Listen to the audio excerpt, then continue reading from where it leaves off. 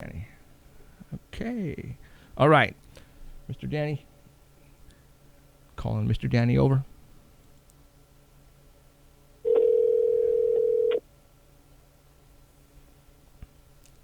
All right. Hopefully his mom is going to let him out. Hello? You there? I can only hear the other show. I can't hear anything you're saying. Right now? I turned it off. Yeah. It should be off. No, it's on commercial right now.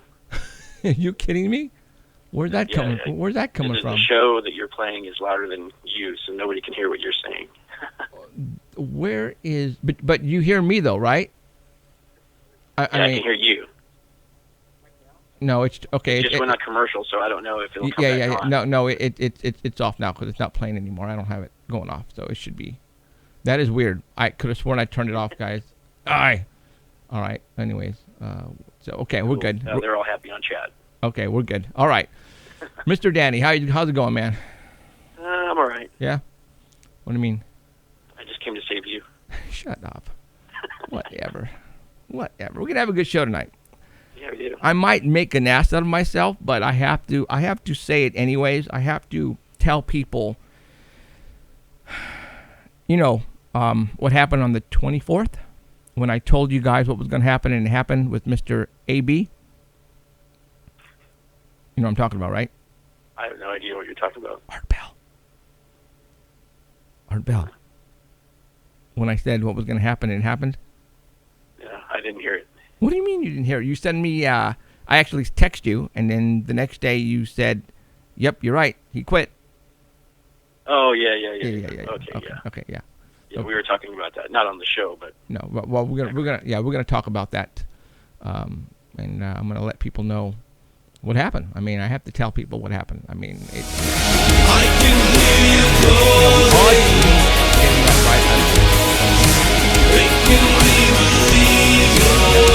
all right, Mr. Danny Hell Drama. Obviously, we are not broadcasting on Broadcast TV Network no longer, so we are going to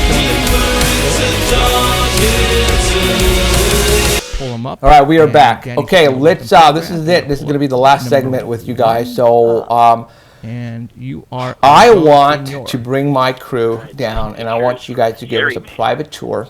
All right, but I want to go places where nobody else has ever gone. Is that a good possibility that we could do that? We could work on it. Yeah. All right. Okay. All right. But you know what? Let's do a little bit of the tour that you usually do. But let's go to some place where you've never taken, people like camera crew guys like me and my crew, and I want to see some stuff that nobody's ever seen, and I want to show it on TV for everybody. Well, we had one section that the sewer rats would be chasing you down, and that's below one of the meat markets. We looked down there, and it was a sewer rat going, ah, and I thought, that's a dog. It's not a rat. Alan will take Alan down there with the cane. We send him down and sacrifice. I got a sword cane. Okay, this is what we're going to do. We're going to make this a part one episode, and we're going to get down to the tour, and we're going to take these guys with us, and we're going to film it, come back for part two. And then we're going to show everybody what your tour is all about. Great. And we're going to show everybody, hey, Fresno has some cool stuff. Chinatown. And we'll stay on it. We'll stay on it to look at what we can find. Yeah, that would be cool. Make a whole day out of it and just go sightseeing and. No, not at all. I'm serious. I want to do all this. So, Okay. God, why? I don't know why that's playing right now though. It shouldn't be playing. But okay, I just turned off the audio, guys. But you see the Sasquatch things on the screen, right? Yeah. Okay, we're good. Well, I see you changing all the screens right now. All right. Okay. That's weird. I don't know why I'm that's stuck in somethingville. You know what? Let me just get rid of this. Right. Okay.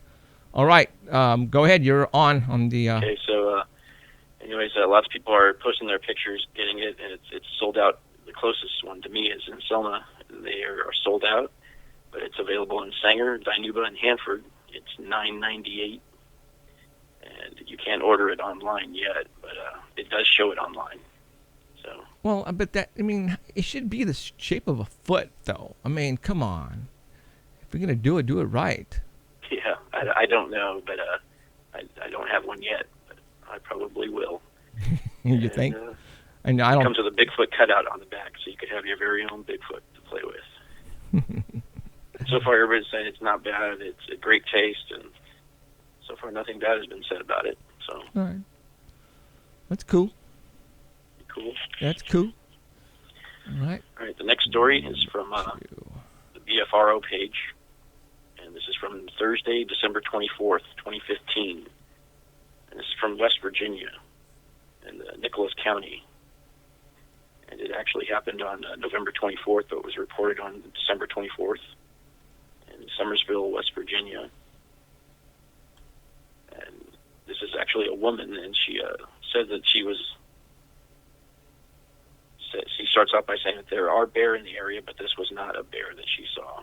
And she was hunting deer, and it was firearm season, so whoever would be out there dressed up as a bear or whatever it was, be kind of crazy because they were going to get shot.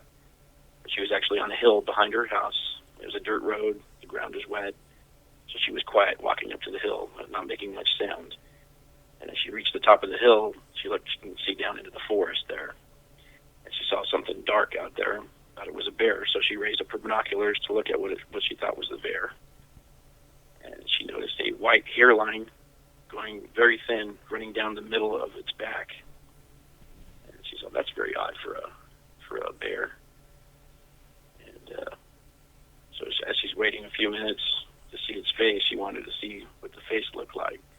So she's looking through her binoculars for a couple minutes, and it slowly turned its head. And the way she described it, it's like it knew she was there. And it slowly turned its head, and it looked right at her. And it felt like she was looking right at her eyes through the binoculars. And she said the face was a solid black, very shiny, kind of like a black leather that's been stretched tight. So the nose was wide and huge nostrils, no hair on the face. And the ears had ears, human ears, also black. And it said it looked human. The face kind of looked human. And it was next to a fallen tree in full sunlight. And the hair on its body was a lighter black than its face. It wasn't dirty, it wasn't mangled, it looked pretty clean. So as she's looking through the binoculars, she hears something behind her that starts throwing little sandstone pebbles at her that were coming down from the road above her.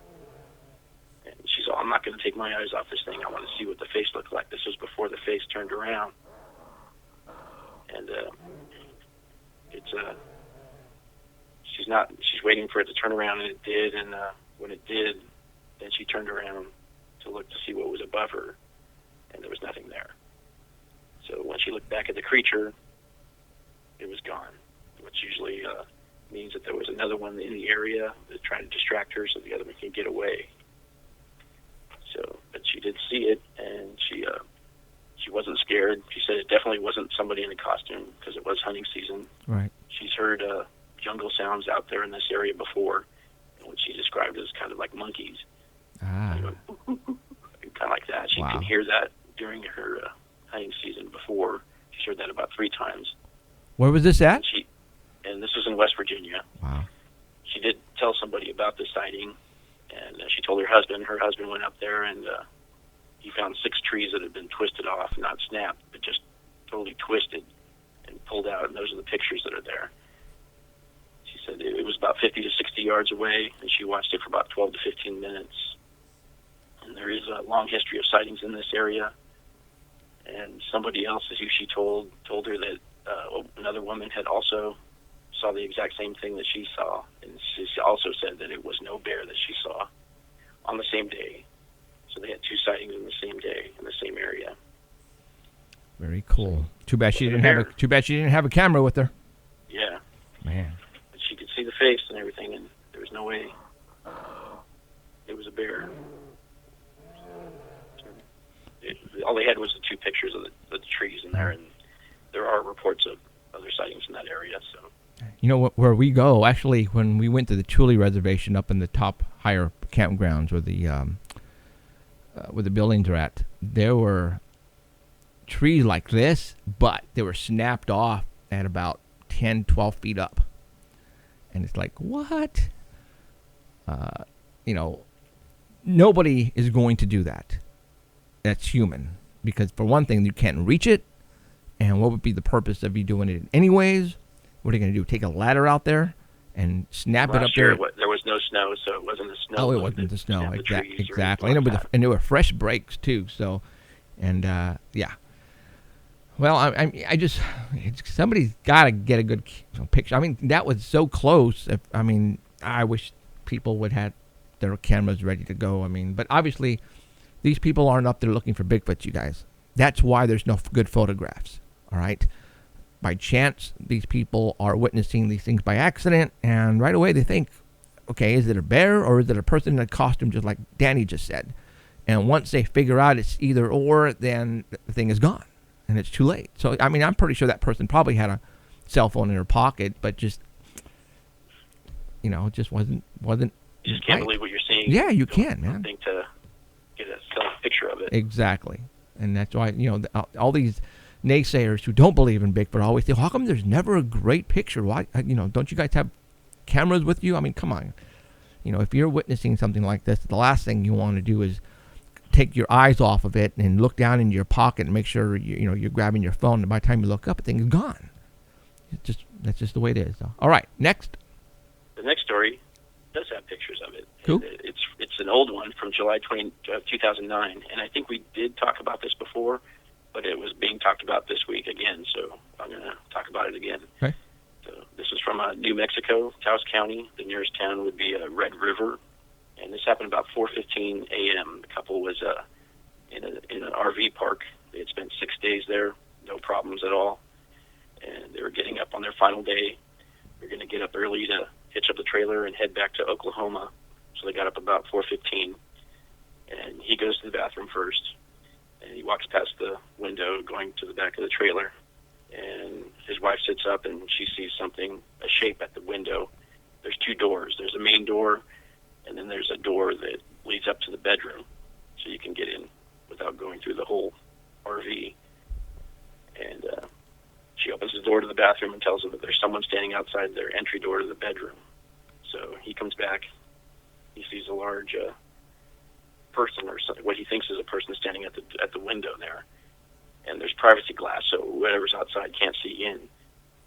But he sees large shoulders in the window. He sees a chest, a head, half of the arm. So he grabs his pistol and he starts walking towards the back of the trailer. He's going to go out the main door, and his wife thinks to take, hey, I'm going to take 3 photos. So the next picture is one of the pictures that she took from inside looking out. Ooh. While he's going to the back of the trailer. So by the time he gets to the back of the trailer, she's already taken 3 pictures, and as he's stepping out the back door, he turns on the lights at the same time. All right, I'm going to zoom in on this one here. He's ready to go out there with his gun, and what does he see? Nothing. It's gone. So he's just standing there, and that's the picture that his wife took. You can kind of see something with its head down. Yeah, absolutely. All right, let's zoom in on this. I'm going to go ahead and zoom in on the face for you guys out there. Wow, okay. I see the arm. Right now I have it circled around the head. I see a cone head right there. Calls it King Kong looking down. Yeah, and I see like the nose. 2 eyes, nose. The nose, the eye. Wow. Is that crazy, you guys? So he's standing at the back door. He does hear something in the distance walking away quickly. So something knew he was coming and took off before he could get out there. Very so cool. he looks around and he realizes how high up that window is. And he's like, well, I don't want to mess with whatever this is. So he goes back inside, and they wait until daylight to go back out. They're no longer leaving early. And so when he goes back outside, they start looking for footprints, and they find footprints at the front of the trailer, leading away from the trailer, and they're each 14 to 16 inches long. Holy mackerel. Did you get pictures of that? They did get pictures, but it's in gravel, so it's hard to hard see. To make out. So the person doing the interview didn't include them in the report, but he says they do have them. Wow, that is very cool. There is a street light that's in this RV park, and that's why you can see that this thing is backlit. Right. And from ground to the top of the window is 8 feet tall. So, and this is New Mexico, and you think flatland, but this is actually in the mountains. It's in the Carson National Forest, and the elevation in the Carson National Forest ranges from 7,000 feet to 13,000 feet. So they were up pretty high. Yeah, but They're in an RV park, you guys. Okay, and so let's think about that. They were in the very back corner. Okay. It butts up to the forest. So that makes sense. They said that there's an easy path to come in and out of the forest. Wow. Probably looking for scraps or something. Absolutely. Man, that's knowing that there's a food source there. Yep. Yeah. So sometimes if you guys go camping, especially in campgrounds where there's trash cans, and in the morning you notice the trash cans are dumped and you think it's an animal, it might not be an animal. I'm telling you right now. Think it's a bear or maybe a coyote. Nope. Cool. All right. What's the next one here? All right. So the next pictures is the picture of the RV showing that it's 8 feet tall. Okay. Open that up here. So whatever was there was standing like right next to the RV, trying to look in the window, but could not. Wow. Cool. So it was looking in the door window or the window on the side of the door? It looks like the window on the side of the door. Ah, gotcha. Okay. Actually, the window on the door. On the door. Okay. That's pretty tall. And you can tell that the like you said, the head was leaning downward, right? So it was trying to look in. So it's probably a little taller than the door. Exactly. And he said it wasn't standing on the step because the step wasn't out, and if it was, the trailer would be shaking. Right. So it wasn't standing on the step. Very cool. Awesome. All right. All right. All right. The next story is probably the main story on all the pages right now. Yeah, go for it. Stephen Strufert and Jamie Wayne have found Dr. Johnson's Soha habituation site. And even though they're not telling everybody the exact coordinates to it, they did offer a picture there that I'm drinking a beer at the site and celebrating their discovery. And this is just set off a firestorm. But they did include pictures, the other 2 pictures I sent you of the actual site. How did they find verify? How did they find the site, for one thing? Well, they're not claiming that they found the site. They're one of their friends, whose name is Mitchell, gave them the coordinates. They had a whole group of people looking for the site because they wanted to go out there and verify, Dr. Johnson's claims of portals and what are the trolls and stuff, demons at this site.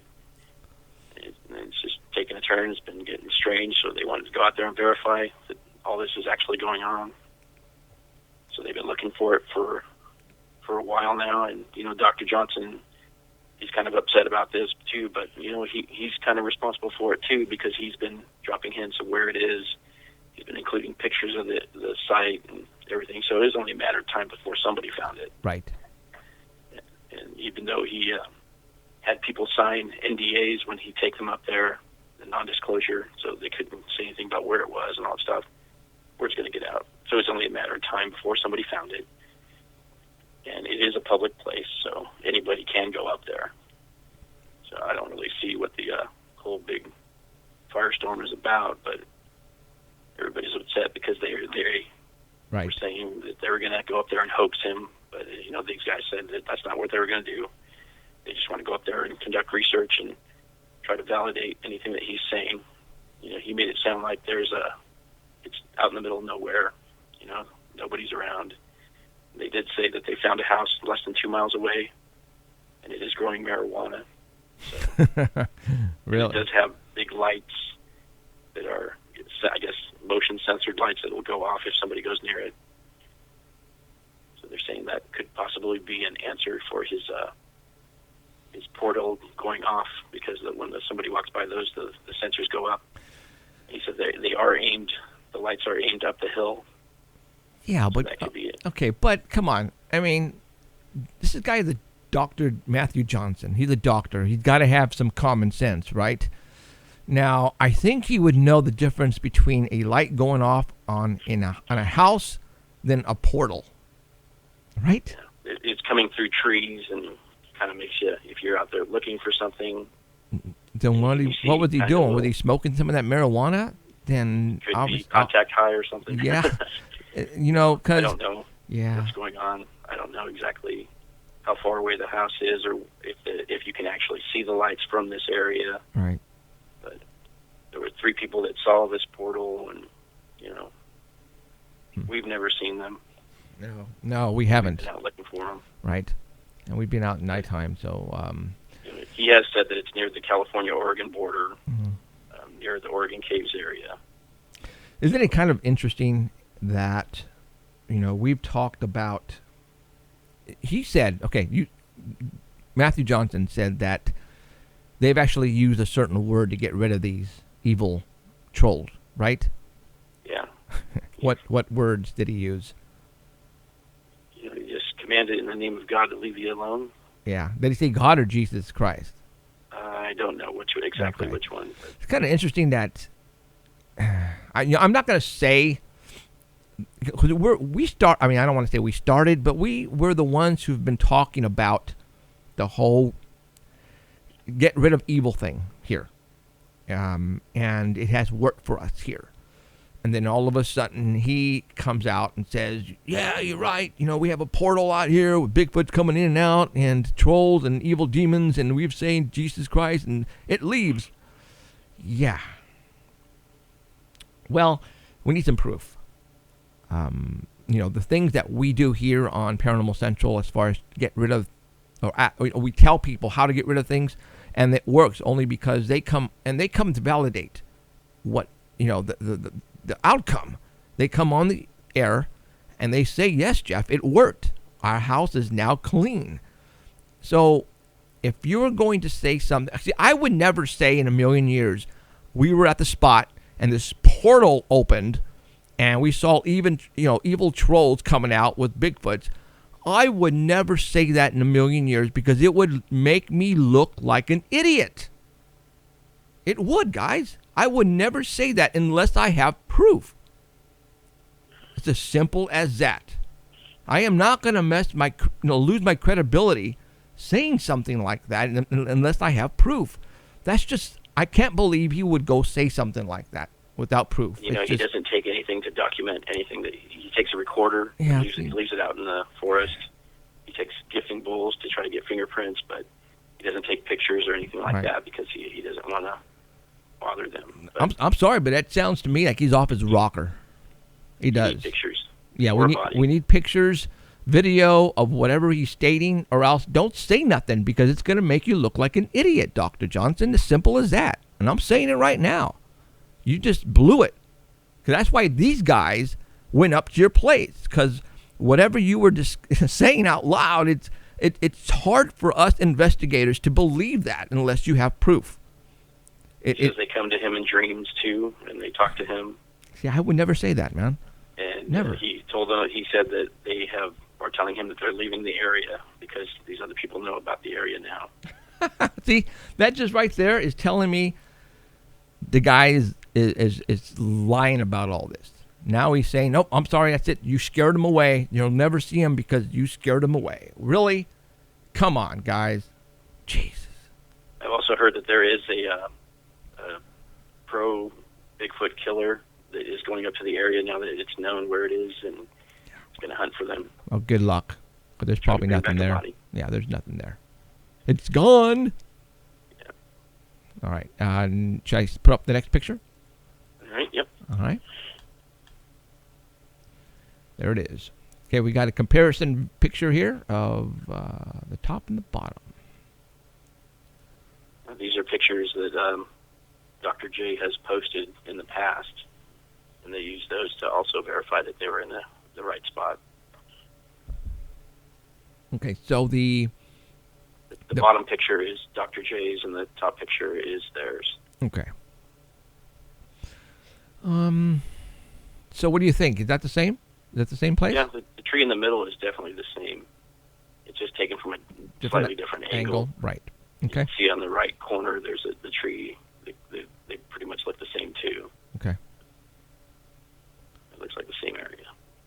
All right. Just a slightly different angle. Right. And also the same picture for the next one too. Okay. All right, so that's Dr. Johnson at the bottom. Who took that photo down there at the bottom? The bottom, it's probably from Dr. Johnson's page. Okay, got it.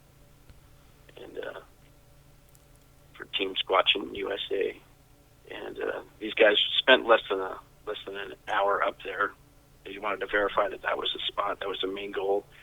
And now that they know where it is, they do plan on going back and doing night researches and trying to verify everything that he's been saying. So, see, that's one of the reasons why you don't, yeah. Oh well. So they know the exact coordinates. They're not going to release anything. Right. Just they want everybody to know that they did find the spot. They are at the right location. Well, they're going to conduct their own research. These guys that are going there, don't they have their own place? Do they have to go and invade somebody else's, location of? Yeah, they have the Bluff Creek area. Okay, well, why don't they stay there? Area, but, when his claims get kind of out there, right?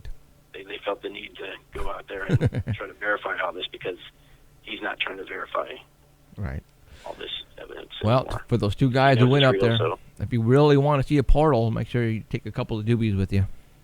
Simple as you have to. Yeah, you just don't announce to the world that you see portals and, trolls, and you just don't do that. All right. Okay, next photograph is... All right, it's from our friend George Coghill, Coghill Cartooning, and this is just an update.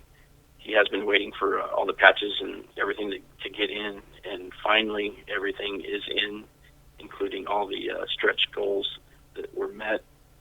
So if you did donate enough money, you're going to get everything within 7 to 10 days. The only thing left for him to do, he did post the update on December 30th. It says everything is in. He just needs to get everything packaged and shipped out.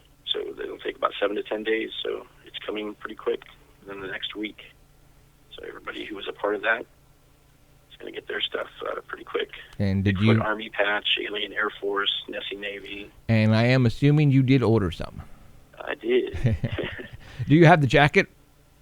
I don't have a jacket yet, but I'm assembling all the patches for it. Come on, wifey. Where are you? Let's go, wifey. Yeah. Come on, get him a jacket. If you want to, the next campaign is going to start on Kickstarter in mid-January. It's going to be a ghost one. And here the patches are going to be glow-in-the-dark. Ooh. So if you want to hear the exact date, go to Coghill Cartooning and subscribe to his newsletter. And if you are donating on the opening day, you can get extra stuff when it does fund. And it'll fund on the first day, so they all have so far. Right. How much do he usually brings in? About 8,000. Yeah. I believe is what they've been averaging. So he's hitting his goals on the first day. So that's cool. He's making a lot of money. Yeah, he is. Well, good for him. He's also starting on T-shirts too, Bigfoot T-shirts. So you can go to his page and coghillcartooning.com and you can order Bigfoot T-shirts too. There you go. I think he sold out of the first batch, but more people are interested, and he's going to order another batch. Right on. And tonight is the premiere of Finding Bigfoot on the Animal Planet channel. Ooh. All kinds of Bigfoot stuff going on. Do they find Bigfoot? I don't think so. Is this going to be the last season, do you think? It might be. If the viewership is down, it might be. Yeah. If they don't find anything. I've heard rumors that there's a possibility that this is going to be the last one. Oops. Where'd it go? Yeah. They got to find something. Yeah. So so how do you think they'll end it? Do you think they'll end it with finding something? Yeah, or they're all killed. Nobody comes out. Oh, that would be funny. They just find their cameras left behind. Are you done with all the overtime? I think so. Yeah. I think I'm finally all caught up. Right. It'll pick up a little bit with everybody spending their gift cards and returning stuff and things like that. Cool. All right. We have to meet up someplace, and that way I can give you Christina's goods. Yeah, I heard about that. Thank you, Christina. Yeah. Matter of fact, I forgot to bring it in here again. Maybe if the wifey can hear me, she can bring in one of the baskets so I can show what Christina brought in. And then that way I can show everybody. All right. Cool. Okay, all right. Mr. Danny, thank you very much, Happy sir. New Year. Happy New Year, and we shall see you next week. Gets better. Absolutely. All right, dude. See you next week. All right. All right. See you guys. Bye. Bye. All right. Thank you, Mr. Danny. All right. We're going to get into some controversial stuff here. For all those who follow me on Facebook, I posted something that I was going to divulge today. I was going to pretty much show everybody. Last week was a weird episode of Paranormal Central. Very emotional for me, only because some weird stuff is happening to me, and I can't deny it anymore. All right. Something happened on November the 10th. November 10th? Yeah, or December 10th, excuse me. And December the 11th that made pretty much world news, I guess. Art Bell, that's one of the reasons why we are no longer on the Dark Matter Digital Network, is because Art Bell is no longer there. And you know what?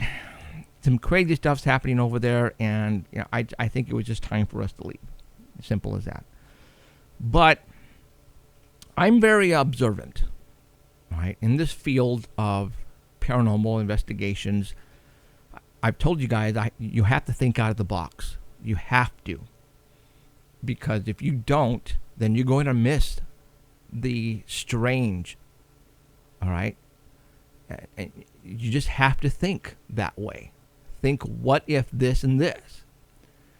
Because that's the only way you're going to catch the paranormal supernatural stuff. The weird stuff. But was that a coincidence? No, there's no way that was a coincidence. Now, I've been thinking to myself all day today, how am I going to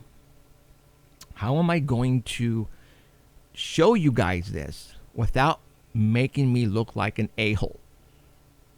Right? Because a lot of you guys already think I'm an a-hole. Shut up, Cheryl. All right. Again, during the day, one of the reasons why we are on top of things at Paranormal Central on my Facebook wall and on the like page because of Danny and Elizabeth and myself. I am constantly looking at Facebook, looking at alerts from news media, from the RT News, from the Russian News Network, from the United Kingdom. I am on top of things. Sometimes I actually beat out before the media. And a lot of you guys have told me, man, you beat CNN or you beat Fox, you beat RT out by 5 minutes. And it's because I have people who are looking at this stuff, like Mike Smith on the conspiracy side and Danny and Elizabeth and all those guys on that side. But sometimes I catch things on my own because I am on Facebook a lot. Now, again,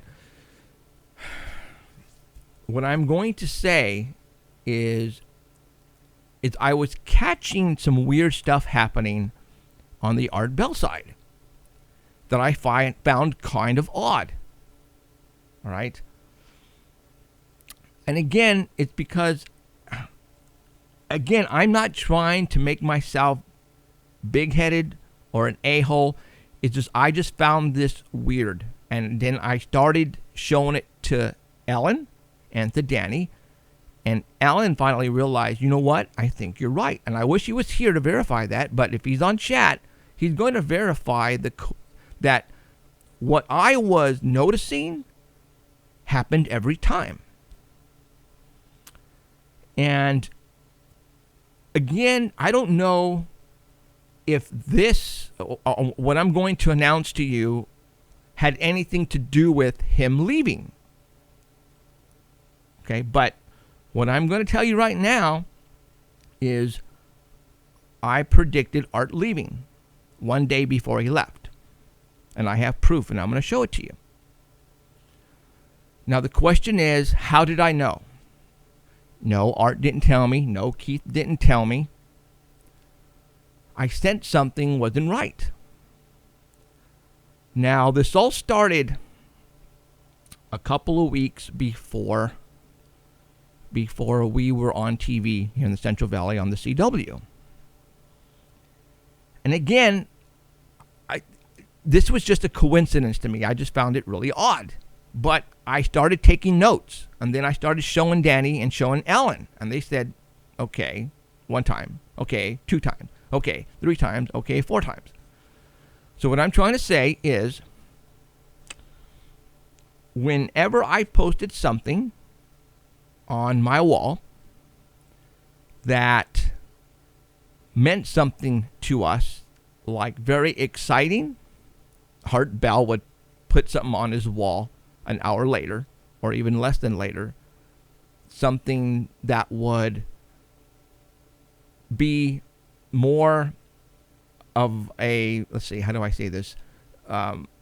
Something exciting on his wall. And it happened only when I placed something on my wall that was exciting. Like, for example, remember the commercial that the CW made for us on November the 24th? It came out, and right away I posted it on my wall, and I sent it out to everybody. That's when within the hour or two, he came out and said, I am not coming on the air tonight. Something very bad happened at our house. I will let you know later. And then all of a sudden, everybody's on his wall now. It's viral. I mean, because all of a sudden he says something, wow, something very big happened, exciting or not exciting, but now all of the attention is over there. Well, it happened 2 or 3 other times as well. I would post something on our wall, and all of a sudden he posted something. It happened again. Somebody broke in, shots were fired, blah, blah. I can't come on tonight. And I'm going, something doesn't sound right. So what I'm going to do right now, you guys, is on December the 10th, just being cocky, just being an ass, I told Alan, I said, you know what? I think Art is going to, because we're doing really good on the ratings. I don't know how well we were doing over there at the Dark Matter Digital Network, because they never gave us numbers. Okay, we tried to get valid numbers, but they wouldn't give them to us. And we were trending #1 on the TuneIn app on our time slot on Sundays. Okay? So I know we were doing good. I know we were. If we were going to be trending #1, are you kidding me? So on December the 10th, I'm going to show you. I'm going to go to Facebook right now, and I'm going to show you. Because, when you message somebody in the message windows, right, you can message forever, and it's just the older messages are going to scroll up and scroll up and scroll up, and they're there forever. All right. Well, I'm going to scroll back to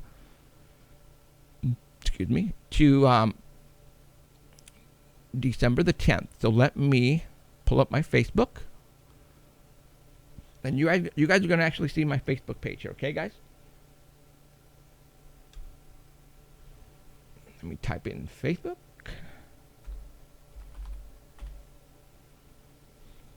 See, I would not be talking about this unless I had proof. And I documented all this.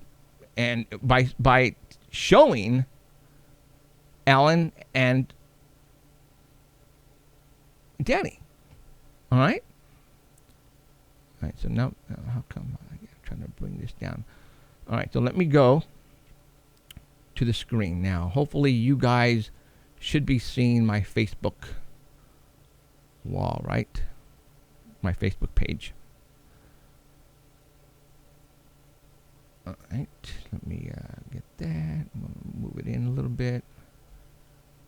All right, so what I'm going to do is here right in the middle, I am going to, how come I can't see the dates? There it is. All right, so let me go.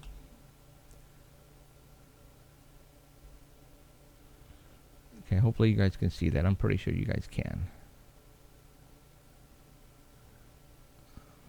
Oh, make that bigger. There you go.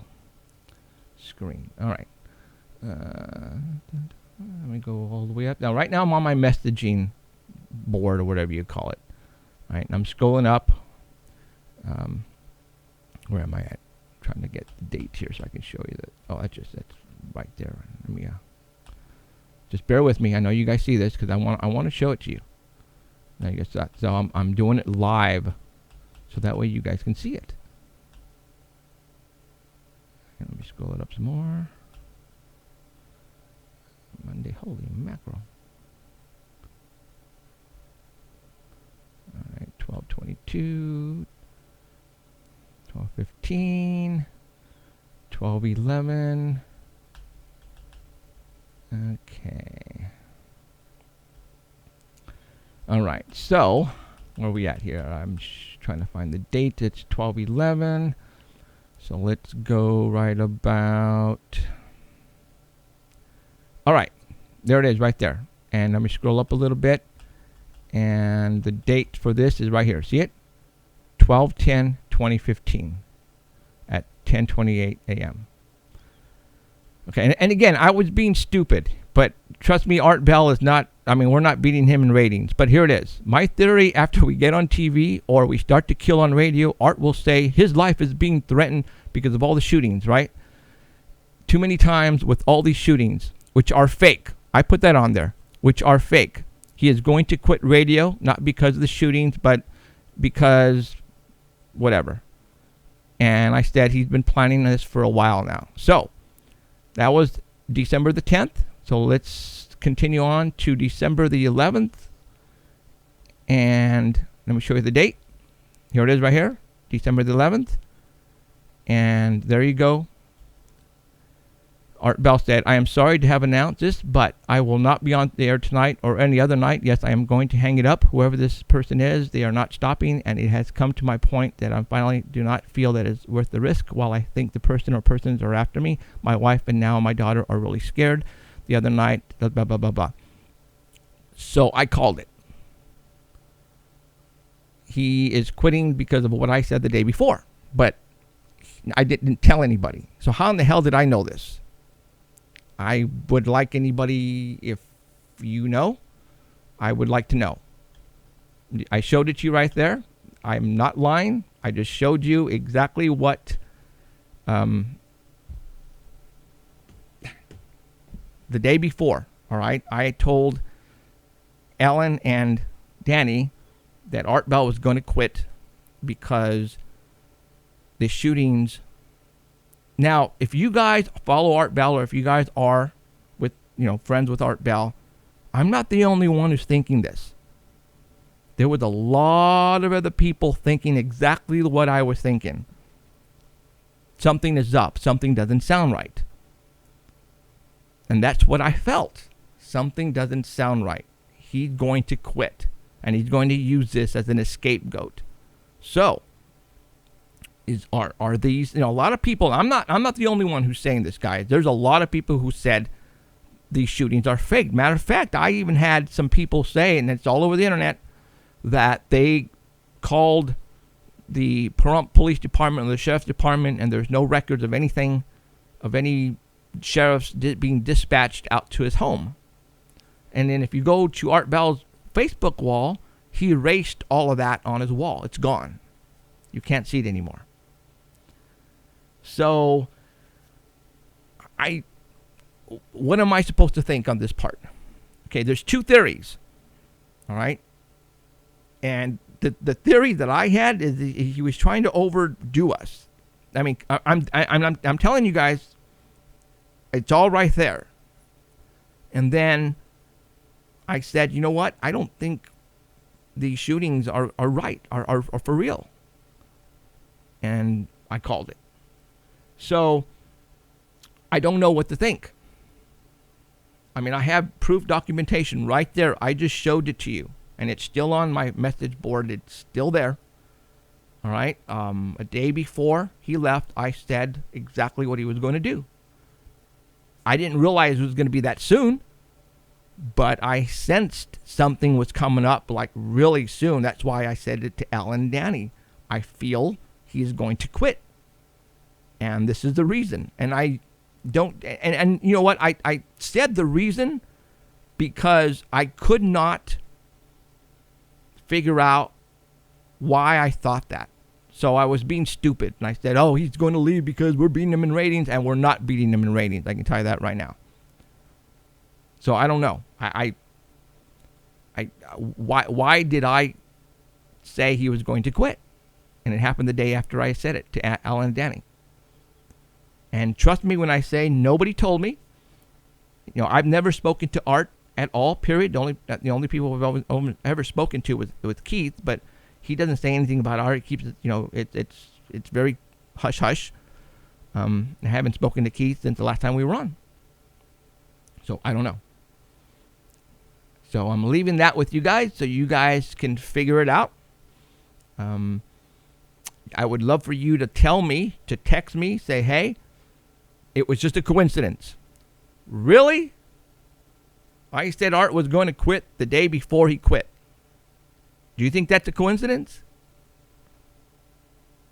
And I've got proof. I showed it to you. There it is. And I don't know what to tell you. All right? Like, it was funny because I was out working. You know, I was climbing a pole on that Friday, I think. And then Danny texted me over the snapshot. He goes, he quit. I'm all, what? And I was reading it. Sure enough, he quit exactly the reason I gave the day before. So, I'll leave you with that. I don't know what else to tell you. But I would like to know why I knew. Why did I know? And again, like I'm saying, nobody told me. I mean, the only people who would know about Art leaving would be Art. And he's not going to tell me. He's never spoken to me. I've never spoken to him. We don't communicate emails or texts, so I have no clue. All right? And, you know, if you don't believe me, I would gladly take a snapshot of my message board right at that time with the date and send it to you. So that way you can see it, because I just showed it to you. And it's not manipulated. I did not call the owner of Facebook and say, hey, I'll give you $100 if you go and type this in on this day. Really? So, all right. Okay, let's get into, and again, I would love for you guys to tell me how I knew this. I would love to tell, you know, if you guys know how I figured it out, then let me know. So let's continue on with some stuff that's been happening around. We're going to call Heidi later on. It's going to be 7 o'clock. So actually, in about 10 or 15 minutes, I'm going to call Francine, who's in Sacramento, who on New Year's Day, New Year's Day, 12:15 in the morning, recorded some cool lights going over the Sacramento area, I believe, and she'll give us the exact location. And I'm going to show you the video that she sent me, and we're going to show that on the screen here so you can see it. But first, let me look up here, and now for those who follow me on Facebook on my wall, there was a list that was shown to me this morning that I made. Yahoo! I made a list. Yeah, shall I be excited about this list? Not really. But here it is.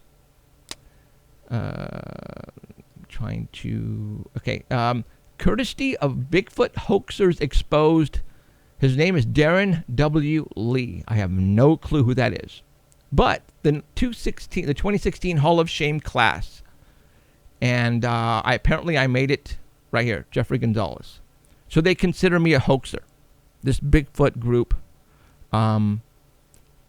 consider me a hoaxer. So let's think about that.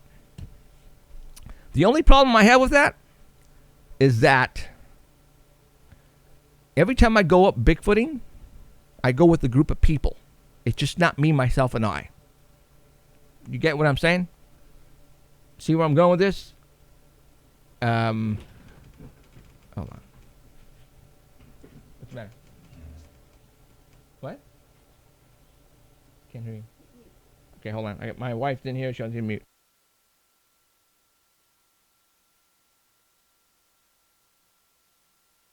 All right.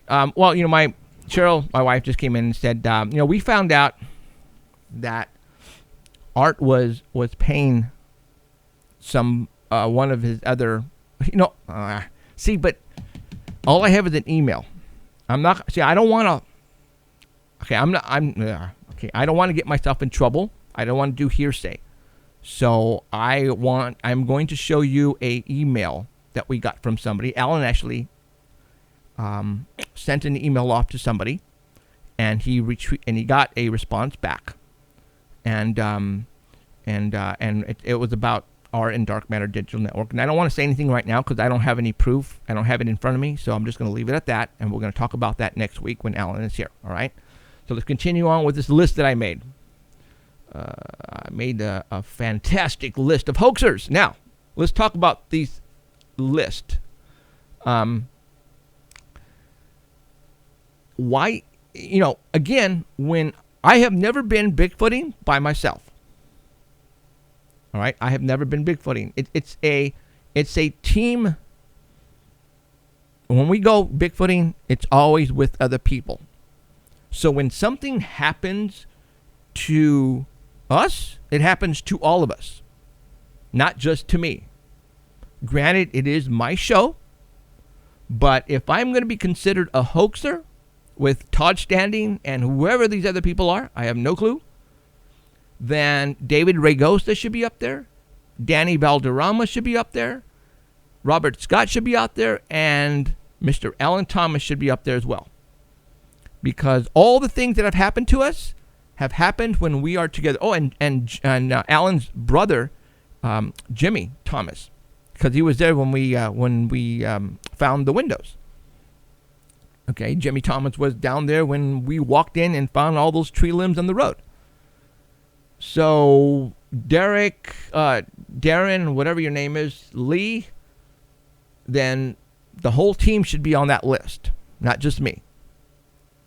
Now, supposedly Mike Smith sent him a message stating that, you know what, if a person is going to do something like this, he better have some facts and evidence to back it up, because you can get sued for doing this.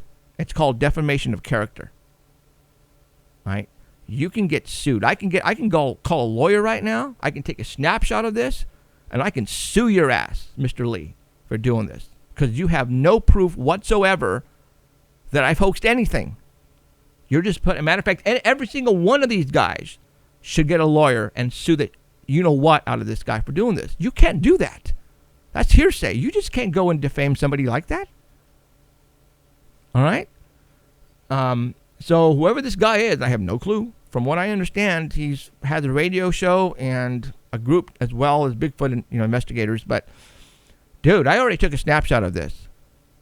Matter of fact, I'm going to contact my lawyer tomorrow and see what he says. Because you just can't, put names up there on the internet worldwide and say these guys are hoaxers. These guys are basically, you're calling us liars. You can't do that, man. You cannot do that. Now, Mike Smith, our conspiracy investigator, sent him a text or an email, whatever it was, and he said that, well, this guy, Mr. Lee, noticed that the other people were posting on other Facebook pages and walls about how we hoax things, and it wasn't, and so he used that as evidence to back up his claim, and that's why we're on the list.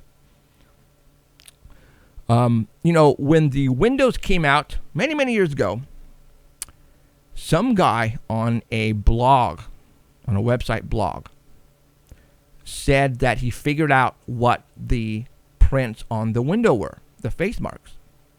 Let me show you what somebody did. Let me show you guys, all right? This is pretty dang funny, actually. All right, so you guys all know the window, the back window. You guys all Monsters and Mysteries, the back side window, right? Okay. This guy, I'm going to post it right now and put it there. There it is. All right. He said the whatever left the mark on the back window was a polar bear. And he matched up the paw prints and the snot prints and everything like that exactly of a polar bear print. All right, and this was on Ghost Theory. This is where this came out. This was on Ghost Theory, a blog, and Mr. Ortega, the owner, left it. He says, "You know what? You're right. It wasn't a Bigfoot. It was a polar bear." All right, and there it is. Now, It's weird that, not weird, isn't it coincidental that when everybody tries to debunk these windows, they always look at the back window, but never the front window with the lips and the nostrils. They just leave that alone. They always go with the back window. Now, you guys all remember us going to the Thule Reservation, and I placed a game camera in the back of Christina's bed of the pickup, and we placed some fruit on the bed of her pickup, and the bear actually jumped up. And I showed you guys pictures, a lot of pictures up here a while back. I don't know where those pictures were, but I took some snapshots of the back window of her truck that the bear was sniffing around the window. This is what a bear does. All right? This is what the bear did on her back window. A bear is not going to put their paws straight on the back window like it's giving them fingerprints, like if you're at a police department, doing fingerprints, and put the paws directly up perfectly and put up the snout perfectly. No, this is what a bear does right here. All right? So whatever left the back window impressions, did it purposely? And when I not say purposely, it was done precisely. It wasn't a bear, because I just tell you, it wasn't a bear. All right? This is what a bear does to a pickup window right here, back window. Now, do you think if I got that polar bear, and do you think I can match it up with any bear, period? No, not at all. All right? So that's what this guy was going on. He was going on, matter of fact, here's the bear that made those prints, or not prints, but the smudges, smears, or whatever you want to call them, on the back of Christina's pickup. A lot of people were saying it was a polar bear who did it. That's why I'm a hoaxer, guys. I hoaxed it. It was a bear. Well, you know what? It's funny. They're saying I hoaxed it. But here they're saying it was a polar bear. How did I hoax a polar bear coming up to the window? Mr. Lee, you're a doofus. You're a dumb shit. Excuse my language. But that's given right there. All right? Okay. Yeah, that's the people that are out there trying to find Bigfoot, you guys. Yes. And finding Bigfoot didn't even know about the windows of my truck. And Alan had to tell him and pretty much tell him what happened, and they were blown away because they didn't realize. But anyway, that's another story. All right, let's go ahead and let me talk about something else on here. Let's see. Oh, there's something going on. Southern California. Did you guys hear about this? The media is being really quiet about this. The Porter Ranch gas leak in Southern California. That is some serious stuff going on right now, guys. I'm trying to... How come I can't bring this in? There it is. This is scary stuff. Big time scary stuff. And I think the only media that I've ever heard talking about this is MSN. And that's very weird for them to even discuss something like this. But there's a methane leak, gas leak, that has been occurring since October of last year here in Porter Ranch. They have an area on this hill where they are mining gas. And supposedly one of the valves broke underneath, and they don't know how to stop it. And it's releasing tons and tons and tons and tons of methane gas right now as we speak. As a matter of fact, a judge ordered 5,000 people, houses, to evacuate around that area.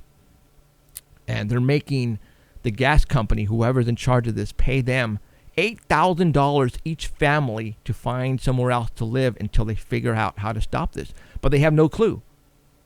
They have no clue, and it is still leaking. Is that crazy? Have you heard it on ABC, NBC, CBS? It is happening right now. Google it, you guys. This is not a conspiracy of any means. This is actually happening in Porter Ranch, I guess it's Porter Ranch City, Porter Ranch, California. It's north of Los Angeles in the hills.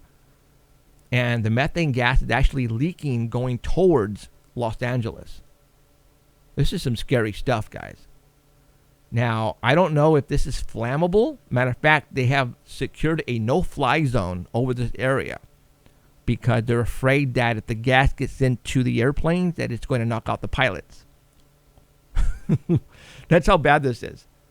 If you have an infrared camera, you can actually see the gas leaking from the valves up on this hill, and it's heading towards Los Angeles. And it's like, from what I understand, I don't remember the exact numbers, but it's like 168,000 vehicles of the exhaust that it's releasing into the atmosphere per month. This is a disaster. If you thought the pipeline that busted, south of Louisiana, if you thought that was bad, this is bad. What do you think this is doing to our atmosphere? Global warming, here we come. Now, why can't they stop this? I don't know, man. They're letting it go. They haven't figured out how to stop it. That's scary. All right. Let's continue on. Let me find something else on here that I placed on here that I want to talk about. Oh, how about this? Let me tell you something about myself that you guys don't know. I'm a person that, what we talk about here, ghosts, Bigfoots, UFOs, all that cool stuff. Have we ever found proof of any of this to this day? No. We haven't. That's why there are investigators out there trying to find proof. Right? Absolutely. There are thousands and thousands of books out there that people have written about these subjects that we talk about. There's one thing that I don't do, and that's I don't read books. I know how to read. Don't get me wrong. Trust me. I have a degree in electronics, and I went to school and the whole 9 yards, and trust me, I know how to read. But I'm the type of guy who I would rather go and look and find this information for myself and make up my own decision and not let other people make it up for me. Does that make sense? And the same goes for movies. I don't have time to watch movies or even read books for that matter. I'm constantly working, but still, I am the type of person, the go-to type of guy. If I'm going to go look for Bigfoot, I'm going to go look for Bigfoot. Same goes for UFOs and ghosts. I'm not going to read about it and give you my opinion.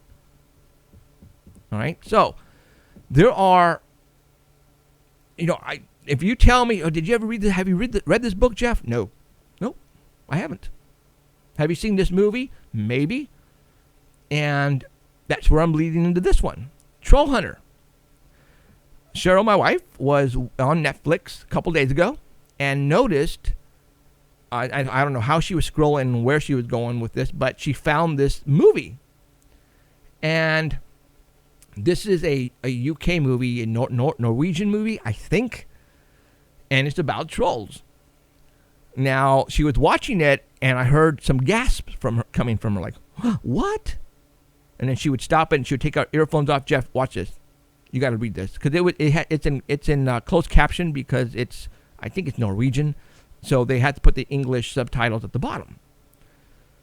And it's weird that this movie is old. I think 2010, because a lot of after I was just I haven't seen this movie all the way through. Cheryl has, but from what I have for what she had showed me so far, it is pretty damn close on what people are saying in general about Bigfoots, about monsters up in the mountains, about conspiracy theories, about the power lines, about trees left in the roads, about the government knowing.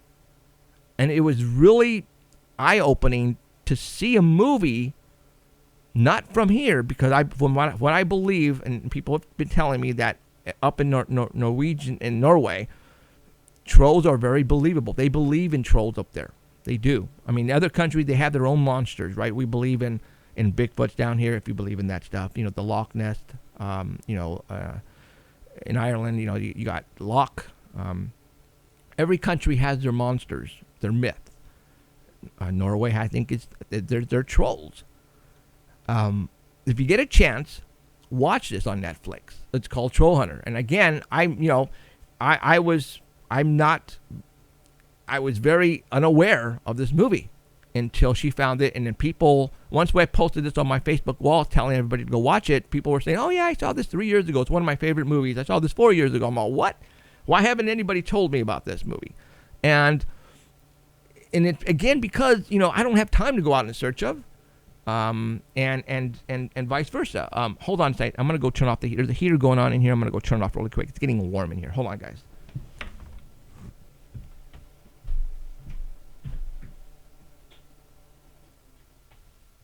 All right.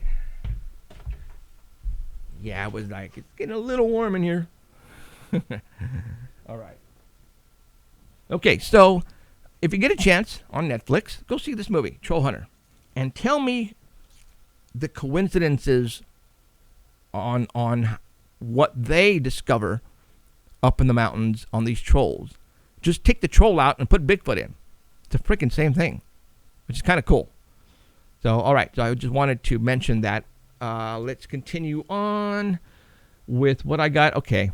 I'm going to say something. Again, I'm very observant, all right, you guys? Last week, we talked about Childhood's End, and then 2 days later, Alex Jones put out a video about Childhood's End. Yep. It's not the first time I've caught them saying stuff or doing stories about stuff that we've talked about. Again, is this a coincidence? This happened on Tuesday, and our show was on Sunday. And Alex Jones decided to put out a 26 video about New World Order and the Childhood's End movie. So, thank you very much for Alex Jones has a lot of guys who work for him, and I'm thinking one of them was watching us. Now, somebody said, now, Jeff, come on. If you go on to YouTube right now, there are a lot of shows, there are a lot of people talking about Childhood's Ends. Yes, there are individual people who don't have shows, who are nobodies, who are the kid on a chair in his room talking about Childhood Ends. No, we're talking about conspiracy shows, right? So, is it a coincidence that Alex Jones decided to talk about Childhood's Ends? And remember, it just happened. The movie or the series, 3-part series, didn't come out like 2 weeks ago. So why all of a sudden on Tuesday he decided to do a video on it?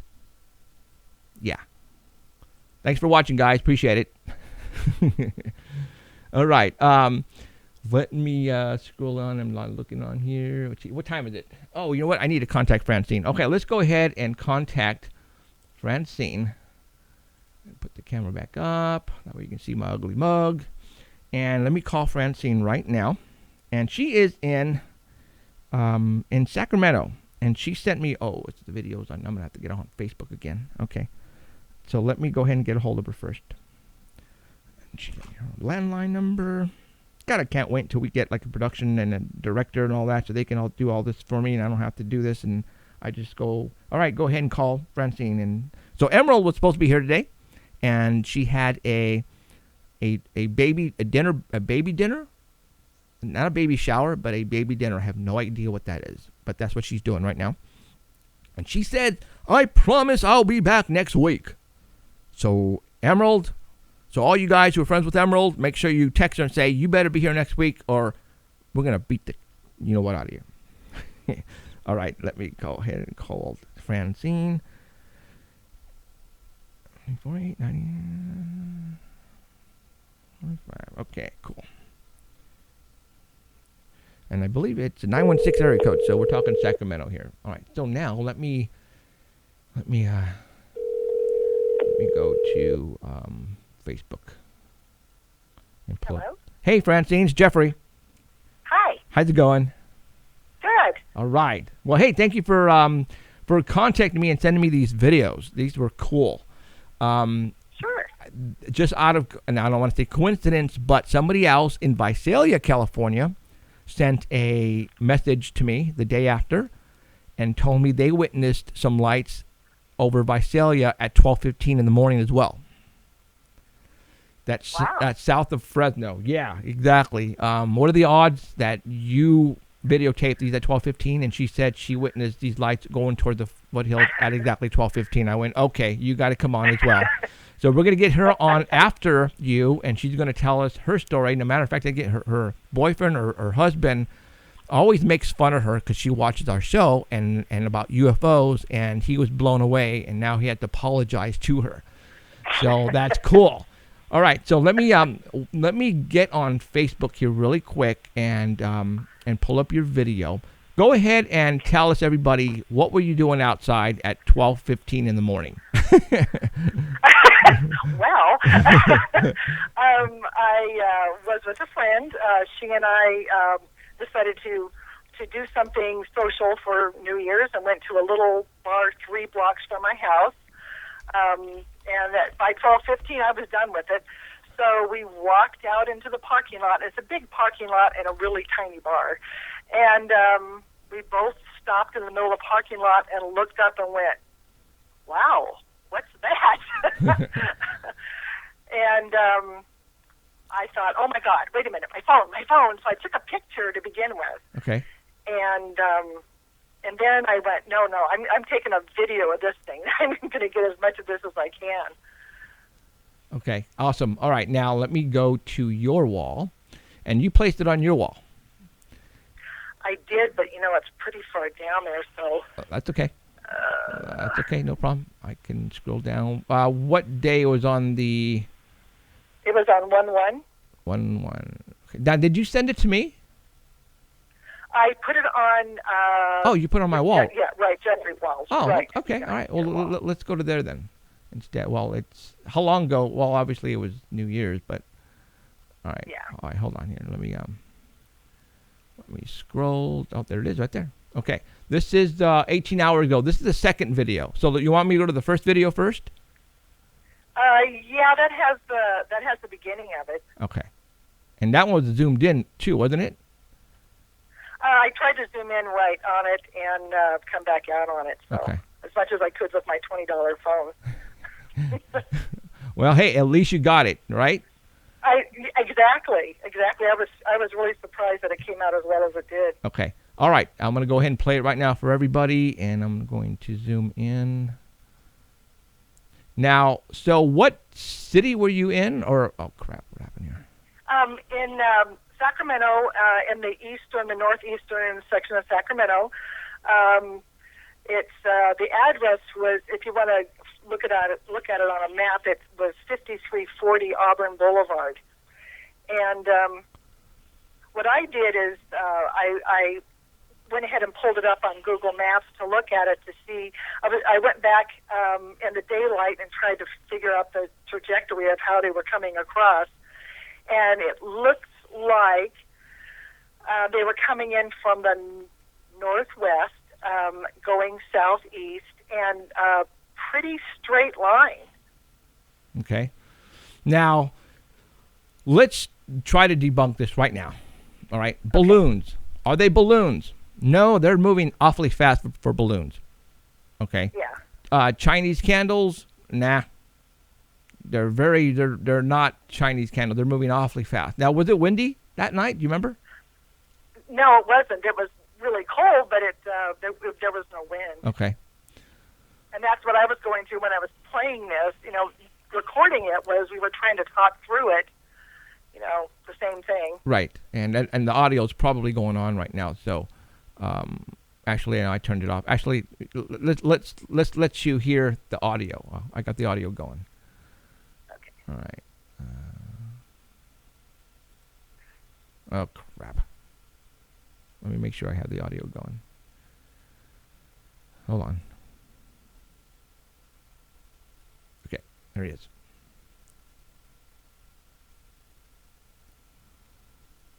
I don't know if you can hear it on that end or not, but I'm going to try to talk over it a little bit. But yeah, there's like, you can tell they're changing different colors from orange to red. Yeah, I mean, listen. Yeah, but go ahead. Yeah, it was weird. It kind of looked like, you know how when you look at something through a telescope and it kind of warps back and forth. Okay. It was, it looked kind of like that. Huh. Yeah. The things now that we have to think about. Okay, what could that be? A lot of people nowadays have drones. All right. Mm-hmm. But for somebody to have 4 drones, how many objects were there? Well, in the first video, let me just. Okay, I'm looking right now. I got 1, 2, 3, 4. There's 3 in the middle here. There's 1 to the left. Right. That was what we first saw. Then there's 3 in the middle, and then so I pan left. There's the first one, and then these 3, and then you go to the right, and then here comes another one, and I'll go back to the other ones, see what they're doing, and they're really bright. Yeah, they're bright, and they're moving awfully fast.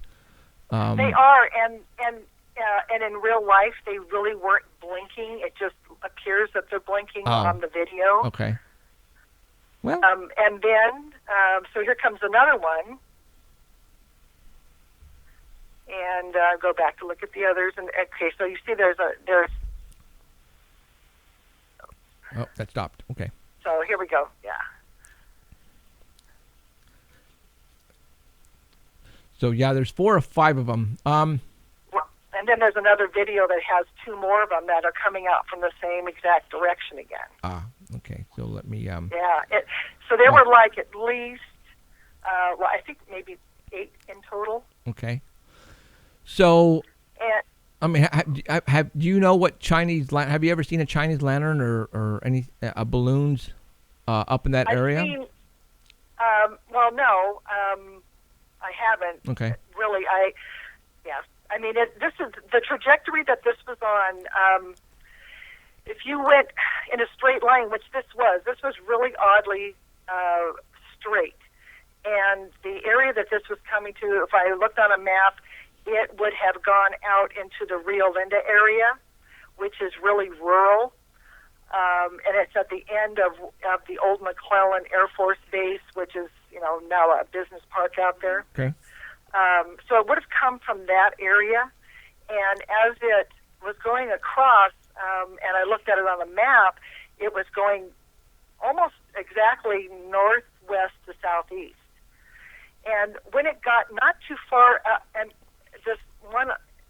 these 3 here, the first one, all of a sudden it took a turn away from me, going south. And then these 3, and I didn't catch it on film, but these 3 went south also.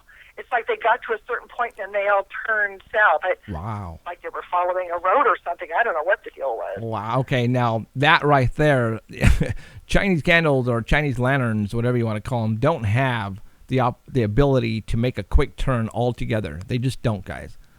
All right. Right. And then one's just following, and then then there's another one coming out, and then another one coming out. And I lived 3 blocks from this place. So after I took the second video, we kept going, oh, my God, what was that? I drove home and pulled up in my driveway, and I could see the last of them going across from where my house is behind a big oak tree. And then that was the last I saw of them. My video feed just froze. Isn't that crazy? Thank you very much for lights. I don't know. Thank you, Francine. Well, and my phone, as soon as I put on my feed today that I was going to be on your show, my phone has been lagging all day. I can't upload things. It's things have been timing out on me. So I don't know. Coincidence? I don't know. Awesome. All right. Well, hey, thank. Didn't we meet and that was probably at the UFO Con? Was that when it was? It was at the Sacramento Paranormal Conference, the only one that's ever been here. Got it. Okay. And Yeah, and thanks a lot for getting me excited about Bigfoot.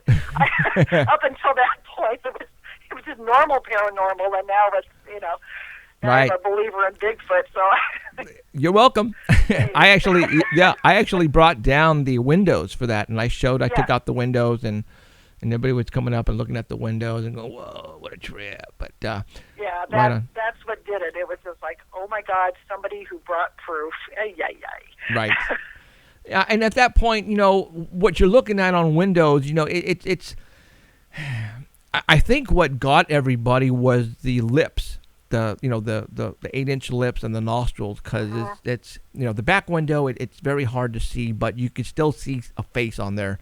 But I'm glad I did bring those windows, because a lot of people were really beside themselves. They were going, what? And then I was telling the story, and then I told them, well, you guys really need to come and see the windows. And everybody followed me into that, the food area, or the where we were setting up.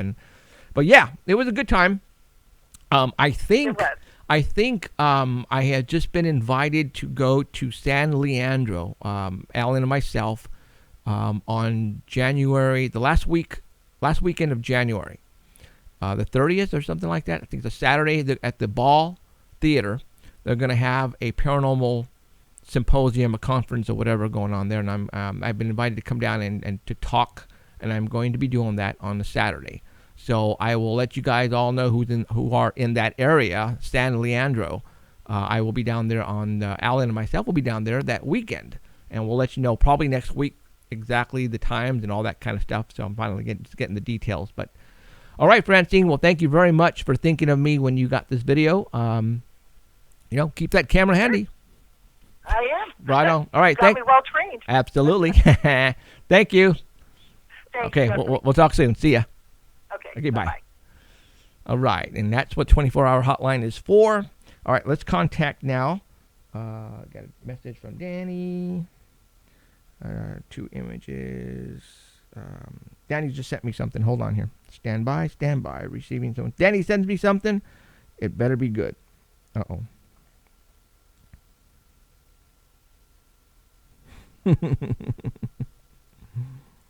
Hold on here. Well, Danny sent Danny. Hold on. All right, here we go.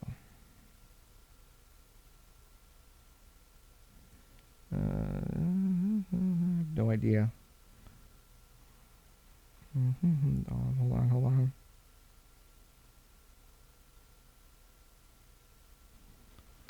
Okay. All right.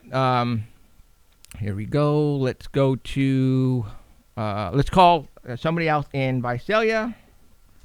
Hold on. Now let me contact. I'm just getting kind of all kinds of stuff here. Hold on here.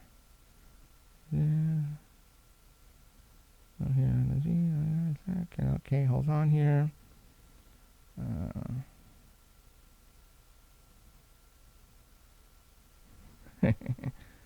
Okay.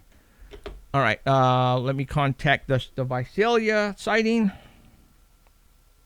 Hold on. And phone message. Phone here.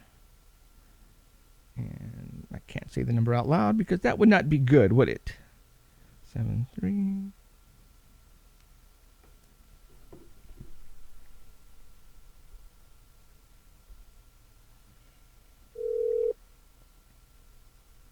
All right, let's get her on the air.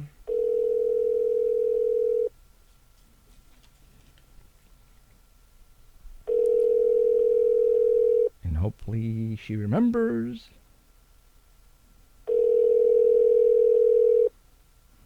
I'm sorry, but the person you called has a... There you go. And maybe not. So maybe she forgot. That's okay. No problem. All right, well, it's 7:30, so let's call Heidi. And we're going to go ahead and get her on the phone. Oh, this time she told me that I need to call her cell phone because for some reason landline's not working. I hope it's not AT&T. If not, call them. Doggone it.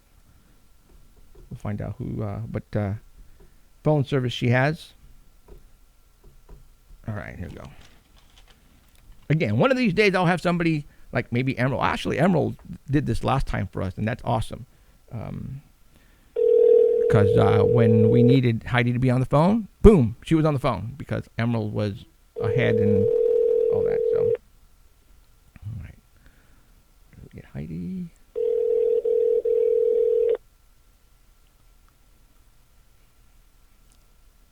Well, good evening. How's it going? Hello, Heidi. Going good. Awesome. There's a lot of chatter in the chat room there. I'm like, huh? What's going on? You've got a lot of action going on tonight, yeah. I'm assuming it's what I said about Art Bell, I think. Is that what it is about? Yes. Okay. Well, I basically showed them what I said, and I put it up on the screen, and I just basically what I said is I told Danny and Ellen on December the 10th that I think Art is going to quit. I feel he's going to quit, and then the following day he quit. Right. Okay, how did that happen? How did I don't know how I knew. I'm trying to, you know what I'm saying? Mm-hmm. I actually have proof that I told Alan and Danny on Facebook on message, and I showed everybody on the screen that on December the 10th, I had a feeling Art Bell was going to quit. I just had a feeling. Right. And then the following day, Danny sent me over a snapshot. Guess what? Art Bell quit. I'm all, what? You're kidding me. Wow. Yeah. So I at this point in time, I don't know how I knew. I don't know. Weird things. The weird things. It's a paranormal show. The weird things have been happening to me, Heidi, and I just don't know what it is. Why am I getting these hunches? I don't understand. I don't know. I don't know. And I'm hoping somebody out there who can help me. But it's like I had a feeling he was going to quit. And I posted it. I sent a message to Danny and Alan, and I showed everybody the proof on here. I scrolled up to December 10th where the messages are on Facebook, and I said, I have a feeling Art Bell is going to quit. But I had no idea it was going to be the following day after I sensed it. Wow. That's pretty cool. That's a neat trick. Very good trick, huh? And I think so. And once I figure it out, I'll let you know how I did it. Right. But I don't know. I really don't. Couldn't tell you. So, okay. Please help predict that I'm going to get a New York Times bestseller this year. I will let you know. Okay, thanks. Okay. Appreciate it. Heidi, there's some weird crap happening to us, man. I just can't figure it out, so I don't know. But I thought, I was not going to tell anybody because the comments that I made after the fact made me look stupid and like an idiot, because I said he's going to quit because of our ratings are better than his, and I knew that was not factual. I knew, because I had to make up an excuse somewhere, like, how did I know this? Oh, I don't know. I'm just going to say, Art Bell's going to quit because we're kicking his butt in ratings. No, that's not the case. But I threw that in there just to be funny. And then, but I didn't realize the day after he quits. And I'm going, what? So, yeah, I don't know. So, okay, so there you go. So if the chat's going crazy, cool. Because if you guys can figure it out, let me know. I want to know how so, okay. Heidi, tell everybody who you are and what you're all about. Indeed. Well, I just want to share that I write a lot of books.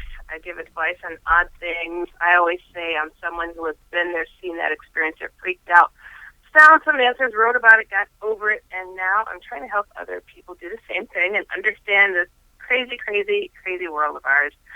So I welcome everybody to visit my main website, which is HeidiHollis.com. I also have another website with another book coming, theotherfword.com, and so feel free to write me with your odd experiences. So just write me at oddadvicehh@gmail.com. So send your drawings, pictures, and all that good stuff. And on here, I like to report odd things, and I'm going to get to those right about All right. Well, Heidi sent me over some photographs, and quite a bit of them, so that's cool. And let's go ahead and go to number 1. And I want to put them up right now. And you are on. Go for it. All righty. So picture number 1. All right. Everything centered around, God help me if I can pronounce this properly, Hui-Bakui Forest, which is considered by some the world's most haunted forest. In fact, it's considered, quote, the Bermuda Triangle of Romania, which is located next door to Transylvania, Dracula. Ooh. So, and the interesting part about this forest is not that huge. It's a square mile, roughly. I'm like, huh? That's all it is, and it's just this little patch of madness that creates all of this hoopla of strange activity. So, we could go on to picture number 2, just to show some of the oddities that are in this forest. It looks spooky. That first one is a picture of, it's just like wiry-looking type of that is trees, cool I guess looking. you could say. I wouldn't want to go into that forest just looking at that. So I'm going to read off, and this is coming from the Hui-Bakui Forest.com website. All right, so let's see here. It's as I said, it's about a mile, square mile or so, and it has a reputation for intense paranormal activity and unexplained reports. And some of these reports include unexplained apparitions, faces appearing on photographs, ghost sightings, and seeing these things also not by the naked eye, but only in the photos, and many odd UFO reports. And oddly, but when visitors go there, I guess it's like a destination location for people to go and just like experience the weird. I mean, I guess it's better than a haunted house because you get a square mile to be freaked out in. Yeah. I'm like, ooh, gosh, it's got so many odd things going on there. But when visitors have gone there, they always express that they have intense feelings of anxiety and like they're being watched. And some people have even reported seeing glowing green eyes staring at them from the shadowy trees. I'm like, ooh, that's freaky. But these trees that you see on the second picture here, it's they explain them as being somewhat make-believe looking, like, and they have unexplained charring on tree stumps. Are we on the second picture still or third? You're on the second, but you just click on over to the third picture. Okay, I'm on the third. Yes, and these odd little sparklies on these trees. I don't know. It almost looks like some kind of flare from the lens, but then it's a little too strange. I don't know. It's oddly scattered. But this forest was named after a shepherd that disappeared in the area with a flock of 200 sheep. Most people who live near the forest are afraid to enter it due to the strange stories and legends that are handed down, and they believe those who visit the site will never return back home. So many of the locals who have been brave enough to venture into the forest have complained of feeling physically harmed, including having rashes, nausea, vomiting, migraines, scratches, burns, anxiety, and other unusual sensations. So I would say I'd steer clear of that too. What's going on? Now, this forest gained notoriety in the late 1960s when a biologist named Alexander Siff snapped several amazing photos of a flying disc-shaped object in the sky above the forest. This was on August 18th, 1968. This is a technician, a military technician named Emil Barnea, captured famous photography of a flying saucer over the forest as well. And in the 1970s, the area was considered a hotbed for UFO sighting and unexplained lights. You can click on over to the next photo, picture number 4. Okay, got it. And it'll show some of these strange burned areas on the land. And nothing will grow in those areas, which is pretty wild.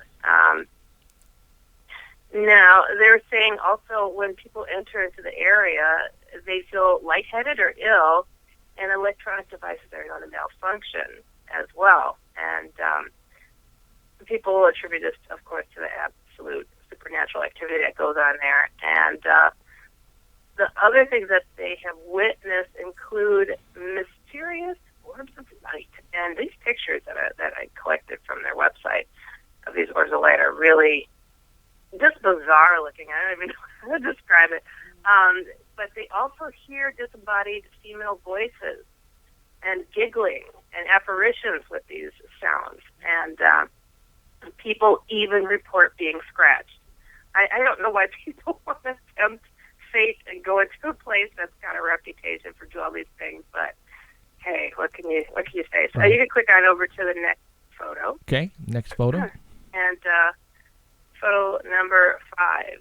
And this shows the center of the forest. And for some unexplained reason, there are no trees in the center. And it's just that they're saying it's an unnatural phenomenon. They don't know why this is the way it is, but it is. So, and that's the heart of the forest. And a lot of people generally like to work their way towards that center and feel the paranormal or the horror of the situation. I have no idea. But it's just kind of a weird thing. I wish there was a close-up shot of that grassy, Noli area there. I don't know. But these burned areas, they weren't specific to say if those were anywhere near it, but it doesn't look like it according to the picture that I put up there. And a lot of the people that have visited this area, they consider the forest as potentially being a gateway to another dimension. And still, I don't know. This is strange, but I guess there's still known cases of people just disappearing, and they say that the wind seems to speak. And there's several stories that people tell of entering the forest and experiencing missing time, which is really kind of cool. Yeah. But it's like, I don't know which is worse, though, the paranormal or the UFO elements. But if you click to the next photo. Okay. We are there. You'll see, that's picture number 6, you'll see some of these weird, awkward, orby-like things. But they almost look like discs with an orb underneath them. But I don't know. It almost looks like an odd double exposure of some sort. And these look like old photos, so it's hard to know exactly what it is that they captured in those photos. But, okay. Cool. Where was I? Okay, so one of the stories of a person that went missing. Okay, this is an interesting one.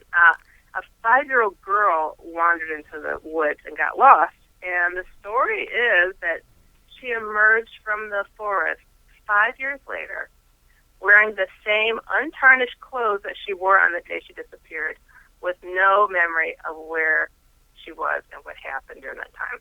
I would love to know, did she grow? How did those clothes still fit her? So I just, I don't know. That's a different one. But there's no name to say who and what and how that happened. But another story that's been told, this is nearly 50 years old, this story. And the thought is that the woods are notoriously haunted by Romanian peasants who were murdered there.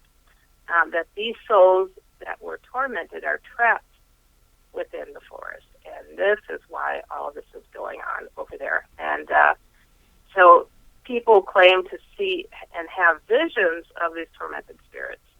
And terrified travelers have also said that they've seen these along with these odd glowing green eyes. And they also say that they see shadow people and black fog there. So that's really bizarre. And they see that generally by the forest edge for some reason.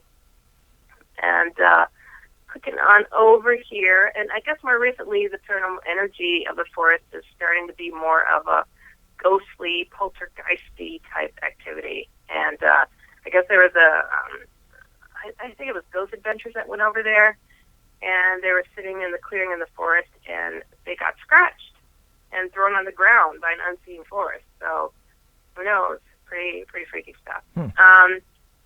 You can click on over to the next picture. Okay. Picture number 7 shows another just odd orby looking UFO thing. I don't know what to. It kind of looks like a reclining, glowing man inside of an orb. Ooh, yeah, and I see it inside of an egg. Yeah, inside of an egg. Mork from Orc. Orc. I wasn't gonna say it, so you said it. I wasn't gonna say it. Robin Williams lived. That's right. He was so my favorite actor. He was good. He was good. Truly. So, and carrying on a bit. Okay, so the paranormal activity is focused on that clearing in the forest that we showed, and they call this a vegetation dead zone. And they say it's a perfect circle. And soil samples have been taken from the site and analyzed, but the results show that there's nothing in that soil that should prevent the plant life from growing. I mean, no trees will grow there. Locals believe that it's the hub of the paranormal activity, and they say that that's the home of the ghost as well. So let's click on over to, and by the way, that human form that's inside of that orb, that's something that's been observed several times over there, they said. And going to the next picture, picture number 8, another weird orby-looking thing. Let's see here. Oh, and there's even EVP activity. There's been people that have been able to collect that as well. But again, I don't have outright documentation of what was said, and what these, I wouldn't be able to understand it either if it's in Romanian. So, all right. So some of these stories and legends they feel may potentially be exaggerated, but it's hard to be ignored because there's so many odd things that are going there in the forest. And going on to the next photo, I don't even know what to think of it. I don't know what that thing is. I'll let you take a look and you tell me. I don't it's just know. really bizarre. You're talking and about. There's no wording on their website to say this was observed here or doing this or it doesn't. There's no information about it. Now, where's this forest at? It's in Romania, just outside of Transylvania, okay. And it's called Hua Bacui Forest. I can't pronounce that. It's I just wanted you to say it again. Really, you know what? That's just evil. But I guess some of these weird lights, they said that they've used a thermal detector, and the lights don't seem to be producing any heat signatures. So that's interesting. And this is funny too. Some of the people who enter the forest report suddenly remembering all of their past experiences, but then forget the memories after leaving the area. So I don't know what that means. Like, they got memory issues, and it suddenly comes flooding forward, and then they're like, nope, don't remember it. It's really, really strange. But I guess researchers have come from Germany, France, the United States, Hungary, and they've all studied what's been going on over there, and they've managed to capture some of the odd things on film, including the faces showing up on apparitions. And so if you click to the next photo, you'll see one of those, actually. What the hell? And again, it looks like an older photo, and it kind of looks like a doll or a kid. Yeah, it does. Standing there. Well, if we get the national show in a budget, I'm sending you there. Well, what's odd to me about this picture, I mean, the guy is so perfectly offset, and in that picture of that little kid just just creep into the corner. But I see what you're saying. Yeah. Who knows? Who knows if it's hoaxers have been around for a long time, but it's still a creepy picture. Right. Now, reading a little bit more here, what they have. The Dracula legend in the area of Transylvania is supposedly the big major thing. People go there, and then they like to go over to this area. But there's been prestigious publications like Travel and Leisure and the BBC that have included this forest, this haunted forest, as being an interesting spot to go and check out. And its fame continues to attract tourists from all over the place. And I guess 2 years ago, Nicolas Cage was shooting a film in Cebu. I don't know where Cebu is in Romania. And he came there. And he specifically went to that forest. So, and I guess a lot of people who practice yoga and Wicca and the paranormal, they all seem to go to this forest. So, and some of the crooked trees, they're saying are influenced by the mystical energy in that area. So, you can click on over to the next picture. Okay, we are there. Which is and again, there's no explanation about connected to these pictures, but it looks like a UFO that was streaking across the sky, and I don't know, looks like a little sonic boom. I don't know, something odd, brighter light there, and now the really, really cool photos, because these are just freaky to me. Okay. If you click over to the next one, Ooh, number 12. That one's cool. Let's zoom in on I've that. just never seen pictures of UFOs like these. I don't know what to think of them. That reminds me of the smaller UFOs from Close Encounters of the Third Kind. There you go. I was like trying to think of, what movie does this strike me? The one that looked. Yeah, I mean, obviously this is in black and white, but what if there was color here and those were like bright orange and green? But I don't know. I think I think they're individual UFOs, right? Not just one. Right. It looks like a clumping of several. Eight of them. The next one shows just a few of them. So I guess these are a more common thing that has been seen over there. But it's black and white. I don't know what I don't know what to think of them. They're really, really bizarre.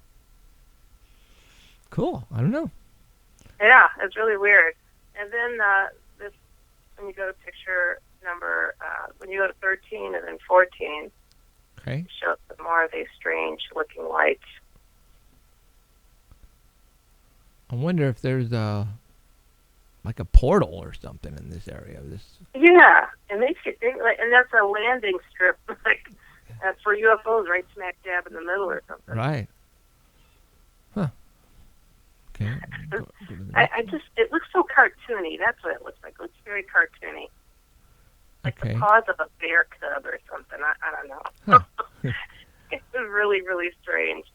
And then that blast, that odd orb-like explosion. That's right. I'm on the one with the silver orb on it. Is that it? And then this, now you're that disc. I mean, wow, that's a pretty good shot. Let me scroll into that. That way. And again, I don't know the dates of these pictures. They had them clumped on their website, and I'm like, oh, this is pretty weird, pretty cool stuff. It's like a silver, I don't know, the disc or a ball. Cool. It's pretty cool, cool. But that was my report, and I have a couple of emails from people. Okay, go for it. Alrighty. First, I got to ask, where's that Alan guy at? What happened? He has the flu. Oh, he's still sick? Actually, he got sick. He was here last week. He just got the flu again. Oh my God. Yeah, I know. He missed a strain, so they had to tackle him, huh? I guess so. But that's what happens when you have a million grandkids.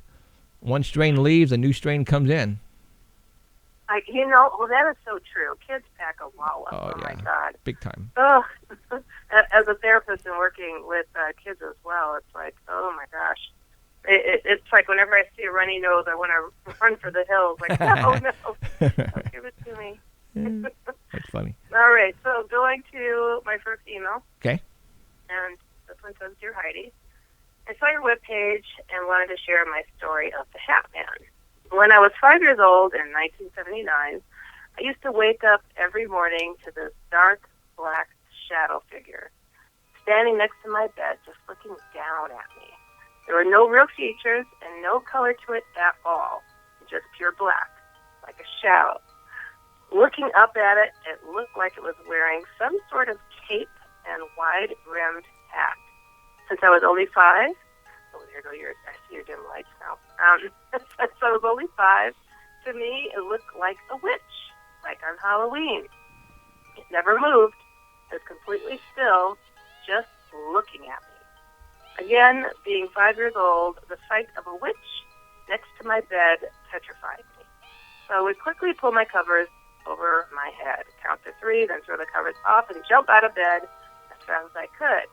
I used to tell my family and some friends about the witch, but as I got older, I figured it was just something I had imagined.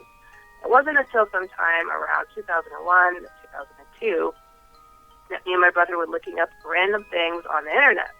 I decided to search for dark, shadowy figures and ended up coming upon shadow people. I was fascinated, and as I kept looking, I came upon a story of what someone called the Hat Man.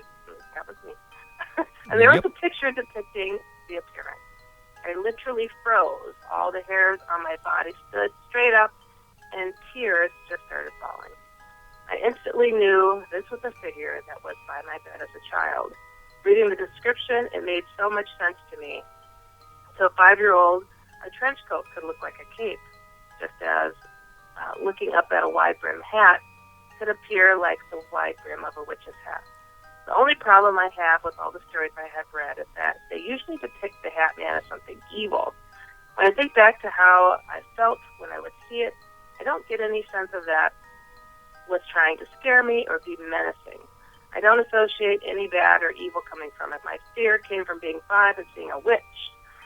I don't know what it really is, where it comes from, or what its intentions are, which is a cause of confusion when I read all these stories of it being evil. Why would it have reason to watch a 5-year-old? One thing I have thought about is the possibility that they come from an alternate dimension or universe. Whatever term is better, maybe they somehow figured out how to alter their energy, vibration to a frequency that is visible to us, but not enough to show up as anything more than a shadow. That isn't fully materialized. I truly have no idea, and even any theory sounds so strange and straight out of science fiction, but I do know that shadow people are real, and that I have encountered the Hat Man many, many, many, many times. Any ideas or theories you have that might give me some insight on this would be appreciated. Even though it was something that happened over 35 years ago, it's something I will never forget. Thank you very much, Wendy. Ooh, I swear these emails, they start sounding the same, or it is the same. Because sometimes people will resend me the same stories over and over, and I'm like, why does it sound familiar? And I'm like, hold on, they all sound like this. So, wow. I have to say, Wendy, I've heard people mistaken him for a witch, especially as a kid with a big hat. And the cape, he does wear a cape sometimes, so he might have had a cape on. You think that maybe you missaw it, but he might have a cape. He likes to switch it up sometimes. And why he stares at kids, besides being a perv of some sort? Because he is. He can do horrible things in that sense to adults or kids. I think sometimes he's looking for a weakness. He's looking for a way in. It's like he's studying you. Why? Why start when you're 5? He starts when people are babies. It's weird to have adults write me recalling him as a baby that they have. It's pretty horrific and sad. Why he continues to harass others and make them feel fearful and others they don't. I don't know. I don't know why that is. You didn't feel that he was able just because you weren't afraid, but I'm not. It's just a lot to scare me. Let's put it this way. It's like I've had so many people try to jump out from behind doors and do the craziest things to try to scare me. I am cool as a cucumber. It takes so much to scare me, but their intention was there to scare me, but it didn't work on me just because I'm that type of person. It doesn't scare me. It takes a lot. And I can't remember the last time I jumped or screamed or anything. I don't scream. So, maybe just one of those people. And then there's some people who are not as sensitive to feeling such things. Now, why is that? I mean, people who, so you don't get scared at all? I mean, why is that? Is it because you're protected? Is it because you don't believe in the stuff that's there? What is it? I think I've always been kind of like not a jumpy person, and I'm not a ticklish person either. I'm just not physically reactive. I'm just never have been. So I don't know. It's a strange thing, but it's just been who I am. Face it, you're alien. Face it. Yeah, you're an alien. Face it. I mean, come on. I mean, all the things that are going on with you, jeez. Well, I used to think maybe I just got numb to it, and I'm like, hold on, I don't ever remember. I come from a big family, and they try to scare me, and I just never jumped. I never screamed. I would just acknowledge, oh, okay, that was a good one, Oh, I mean, it's not like I've never jumped. Some things have caught me off guard, but I don't know. It's a strangeness, but I think there's some people like that out there, but people don't believe I'm not ticklish. Oh my God, that's like the worst thing to tell some people, because then they aim to try to do that to you, and it's like, you're hurting me. Stop.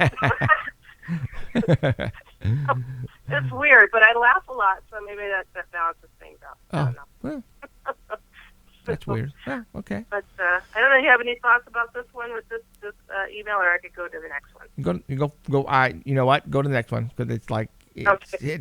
Yeah, I mean, people are witnessing. I had a dream. I woke up. I guess I was just too tired. But last night I woke up and I couldn't move, and I thought somebody was at the end of my bed. But I think because I've been working a lot, and I think it was just tiredness. But I don't know. I don't know. Yeah, I don't know. Do you scare easily? I don't remember the last time I got scared. I don't remember the last time somebody deliberately tried to scare me. I'll probably jump. I mean, when we get the show and a budget, we're going on safaris, man. We're gonna go look, and don't be surprised if one of you clowns out there, come around the corner and boom, and I'll probably jump a little bit and probably smack you a little bit, but. I don't know. I don't remember the last time where I got scared. I don't remember. So you're an oddball like me. I mean, when we go into haunted houses, I mean, I'm expecting something to jump out, so I'm always ready, obviously. But if we ever get sent to a location where, I don't know. I mean, for example, when we go Bigfooting, obviously there's something out there, and if there's something around the campsite, sure, we're going to get a little jumpy, Right. But as far as if somebody comes around the corner and goes, boo, and I don't know, nobody has ever done that to me, and I don't remember ever, only in haunted houses when you go and pay, $15 to go into this maze in this haunted houses, well then, okay. But no, to be honest, I don't know. But you know what? Now since I said that, now it's going to be all out war against me. Watch. People that I know who are watching the show are going to go, oh, Jeff, you just blew it, buddy. Right. Now it's out there. It's like, oh my gosh. I don't know what it is that people take it upon themselves to be like, I'm going to get this paranormal person. It's like, oh. It's like, really, don't bother. But, it's not like I don't get the creep factor. I feel creeped out. Sure. When I go into weird places, I'm like, oh, I don't like it in here. Sure. But I don't startle. I don't run. I don't scream. It's like, but I don't know. I always get a kick out of, I would go to horror movies to laugh because I always found them to be hilarious. I don't know. Well, were you like that? Were you like that even when you were a little kid? Yeah. Because I lived in a haunted house, and it was kind of like therapeutic to see, these paranormal movies. Like a movie wasn't a movie unless it was a paranormal one, because it was therapeutic for me and my sisters who were living through such craziness with our haunted house, and we would sit there and analyze it, like, you know, even if it wasn't a true story, at least we knew others knew the possibilities out there. And, you know, and I just found them to be, you know, interesting at first, but then I found them to be, you know, comedic, you know, just funny, because, I mean, they would overstep the boundaries of what would usually happen, you know, and I just found it funny. I don't know. But, and then I stopped seeing horror movies, you know, more the past 5 years, because the emails that I get surpass the horror that anybody can depict on the big screen. Well, yeah, you got the real stuff. Yeah, it's horrible. Right. It's horrible, and now it's just about being gory, not scary, but, you know, blood and guts. I'm like, that's not scary. It just makes me want to vomit a little bit. Right. Ugh. Head gets cut off and starts rolling down, blood squirting out everywhere. Like, really? Yeah, exactly. I'm just like, you know, this is really just nasty. It's like, even when I love The Walking Dead. But sometimes it's just, you know, somebody's nose is falling off. I'm like, I just gotta look away. It's just nasty. Right. Gross. I'm with you there, especially when you're trying to eat and something like that comes out over the TV. Oh man.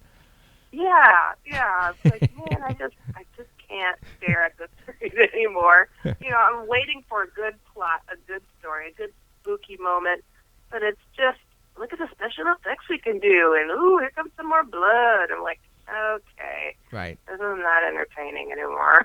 Right. So I don't know, but maybe I think the most scary movies I've ever seen. Number 1 is The Exorcist, and number 2 is The Ring. Okay, what was that? What are the movies again? The Ring. The Ring? That was with, R-I-N-G. The little girl, it was a Japanese film, I believe, originally, and she would comb her black hair forward and be over her face, and she would come walking out of a well, and it was really just disturbing. You know, the plot was freaky, you know. Huh. Haven't heard that one. What was the other one? Oh, my gosh. What was the other one? Oh, The Exorcist was... Okay. That one was, when I saw that the first time, oh my God, that freaked me out. And that was a kid too, so I mean, that was a spooky one, I have to admit. And then they re-released it, and I was like, it's just as horrible as the first time I saw it. Yeah, that's the last time I ever had pea soup, was that after that movie. I swear it was. I can't look at peas ever again. But it's the element of, you know, the truth being mixed into this film. You know, it's like, Oh, how about the Amityville Horror? Oh, yes. You know, that was my go-to film that I could most relate to growing up was, you know, wow, these people lived in a haunted house, and this is what they dealt with. I have to, and when and when I saw that movie, obviously I was small too. And what the part in that movie that freaked me out the most was when the mom was in the bedroom and looked out the window, and those 2 red eyes were blinking at her. That freaked me the freak out, man. I can't look out. When I was after that movie, I could not look out a window at nighttime. I swear, that got me. Oh, wow. That got me. That's crazy. And you know, there's this other film. I believe it was called The Demon Murder Case, and that's where this kid got possessed, and the older sibling was like, you know, said to the demon and the kid, you know, you're going to pick on a little kid, pick on me, leave him alone. And that guy went ahead and murdered somebody, and it was totally, you know, out of his control because he was possessed. Huh. So that's another one. And then An American Haunting. That was a trip, too. I love that movie. Don't think I've seen that one. So many things. Okay, so I did another email. Okay. Okay, this one says, Dear Heidi, my name is James, last name D, and I have had lifelong experience with a dark man, shadow people, the grinning man, and sleep paralysis. I grew up in a broken home, as an only child in a dysfunctional home. My mother had night terrors where she would wake up with deep scratches on her body. I remember this on 3 separate occasions. My personal experiences are as a child not being able to sleep without terror. I would wake up and hear what I called dark people in the house whispering and moving silverware and walking around. I would see dark man in corners or hear him in my closet. I would hide under the covers and he would touch my legs or back. But one time, he held down my back hard and laughed as I was terrified by the dark and sleeping. As I got older into my teens, the sleep paralysis started. I would wake and be totally aware of my surroundings, but unable to move at first. And he would torment and laugh at me, sometimes grab my legs or crawl on my back, and I would have a very hard time breathing. This would happen once every couple of months and lasted into my adulthood. I eventually became a drug addict, and during this dark time, he would come more often and more violently, where I feared I would die from suffocation and feared to go to sleep. Once I was in a place really messed up and hitting rock bottom, and from a dark doorway, the grinning man that was an evil demon-like skeletal figure with a huge fang-like teeth smiled, stepped forward, and stared at me. I had an overpowering feeling he was letting me know he was the one who would be coming for me when I died. Not long after this, I had a night where I believed I overdosed in my sleep and had an out-of-body experience where I was pulled down into darkness that was cold, damp, and I was completely desperate and knew I was going to hell or someplace like that. So I prayed to Jesus to please save me, and I was hurled towards a light, and I awoke. I'm now 45. I've since sobered up and am working on being a better person, but still I'm scared of the dark and what awaits me when I die. Also, I have a son and daughter. My daughter has not had any experience like these, but my son has, and he has told me similar accounts of when he was young, like I had, and now at 17 has had the dark man torment him, laughing at him, touching him, and also sleep paralysis. And I want to say, he's told me about these things before I even shared my own experiences with him. It's very frightening. Thank you, James. Ooh, that's a scary one. Holy smokes. Crapola. You know, James, I've had several people write me about the Hat Man, that's what I call him, crawling on people's backs like that. And, I mean, it's such a sinister thing, you know, all the pressure of a big, tall man. I mean, he's reported to be anywhere from about 6'5" to 10 feet tall, crawling on their backs and feeling the absolute pressure of a fully grown man on their backs, crushing them, making them feel as if they're about to die, suffocate and die. And so this is a common thing. Now, I think it's interesting that you noticed as you became drug addicted that his advances became more violent, they came more often, and that's his MO. I mean, he definitely is attracted to negativity like that in people's lives, and he tries to encourage that. And for all I know, it seems like almost that, you know, you're trying to find any way to sleep and forget. So perhaps having these night terrors with him, I shouldn't call them night terrors, having these horrible encounters with him is what encouraged you to look for alternatives to fall asleep and to forget, so with the drugs and whatnot. So that's not uncommon. I've had many people tell me about that, and drinking and drugs and, you know, whatever else. So, but, you know, there's this element that gets passed down through the bloodline. I don't quite get it because you think that you're your own person, that you don't have the sins of the father on you, but it makes you wonder, why is it that these things do happen to children of those who have experienced the darkness before too. I mean, I don't know. It's like I have similar habits that my dad has before I even knew he had habits. So maybe there's something to it. It's like, do we make similar choices? Do we, do we go down routes and roads that, attracts these things? Maybe you're a bright light. You wanted to stop it out.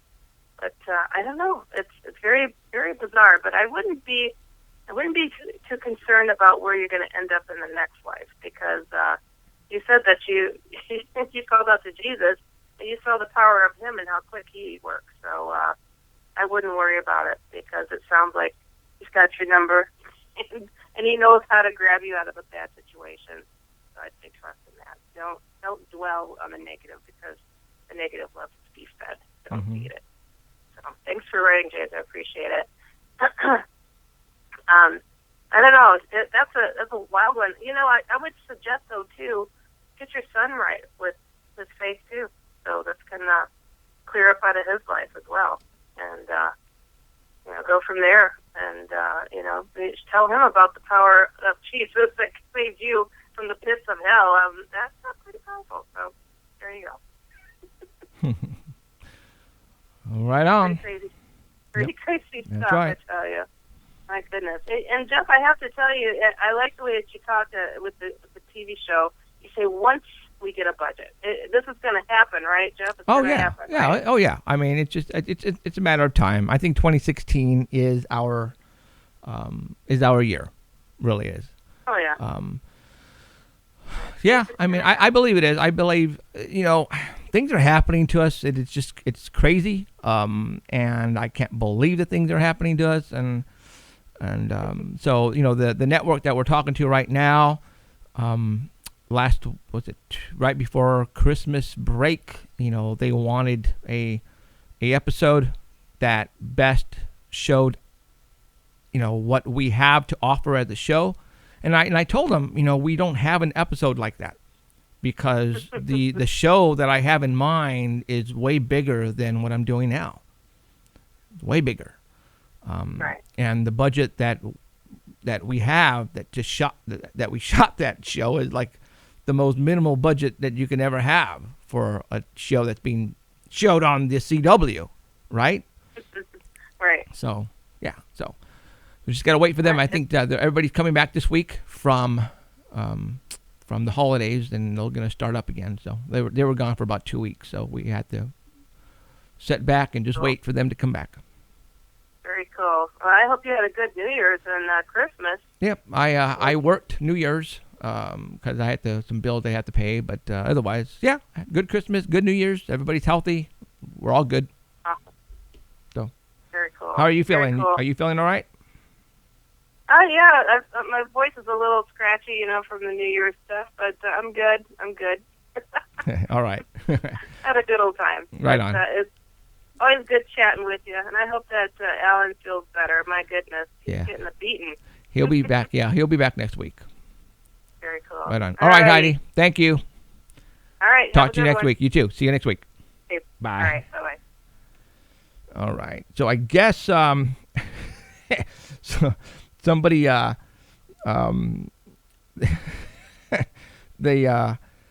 chat. I'm not. During our shows here, I don't watch the chat because it's just I don't have time to, and that's what Alan usually catches. As a matter of fact, he's watching right now. But somebody came on the chat and it typed in Art Bell, and it was Art Bell said that he was going to get a lawyer, and it was uncalled for, and Art Bell was going to contact a lawyer, and I'm all okay. What is he going to contact a lawyer for? That I predicted he was going to leave, and my prediction was right. You know how much promotion that would give me if that was to happen?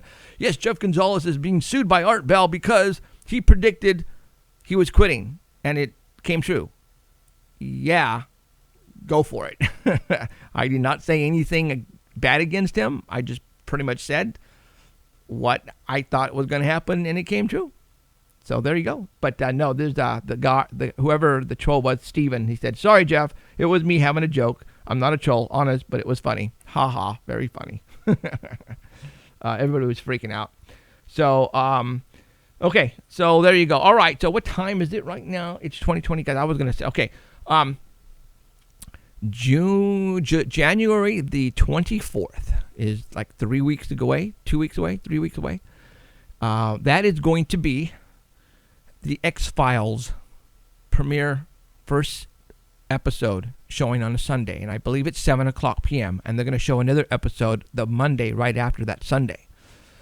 And so that day, because, all you guys realize, you guys should know by now, that I am a big X-Files fan, freak.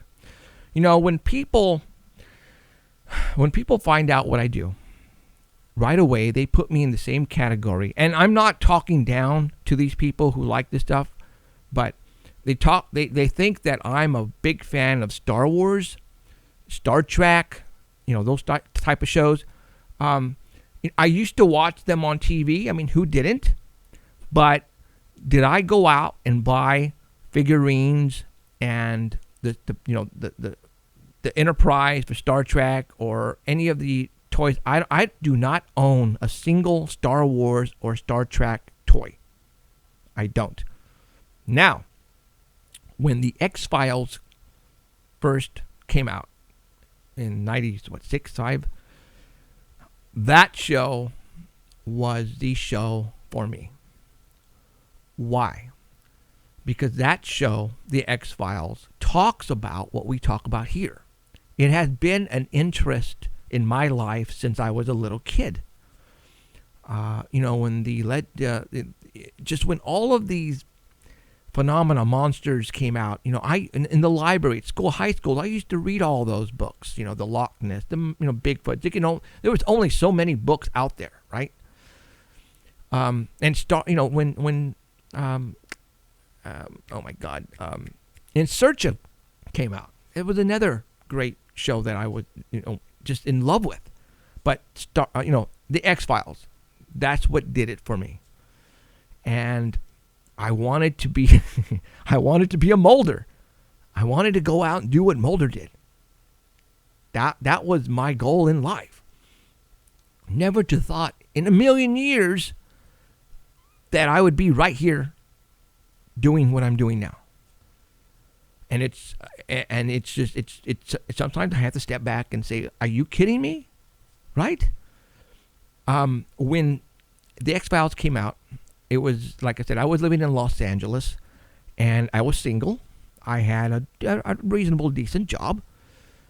I never went to clubs. Granted, I was in the music business, but after that, so what I did, and again, it told me that one of these days you might use all this stuff.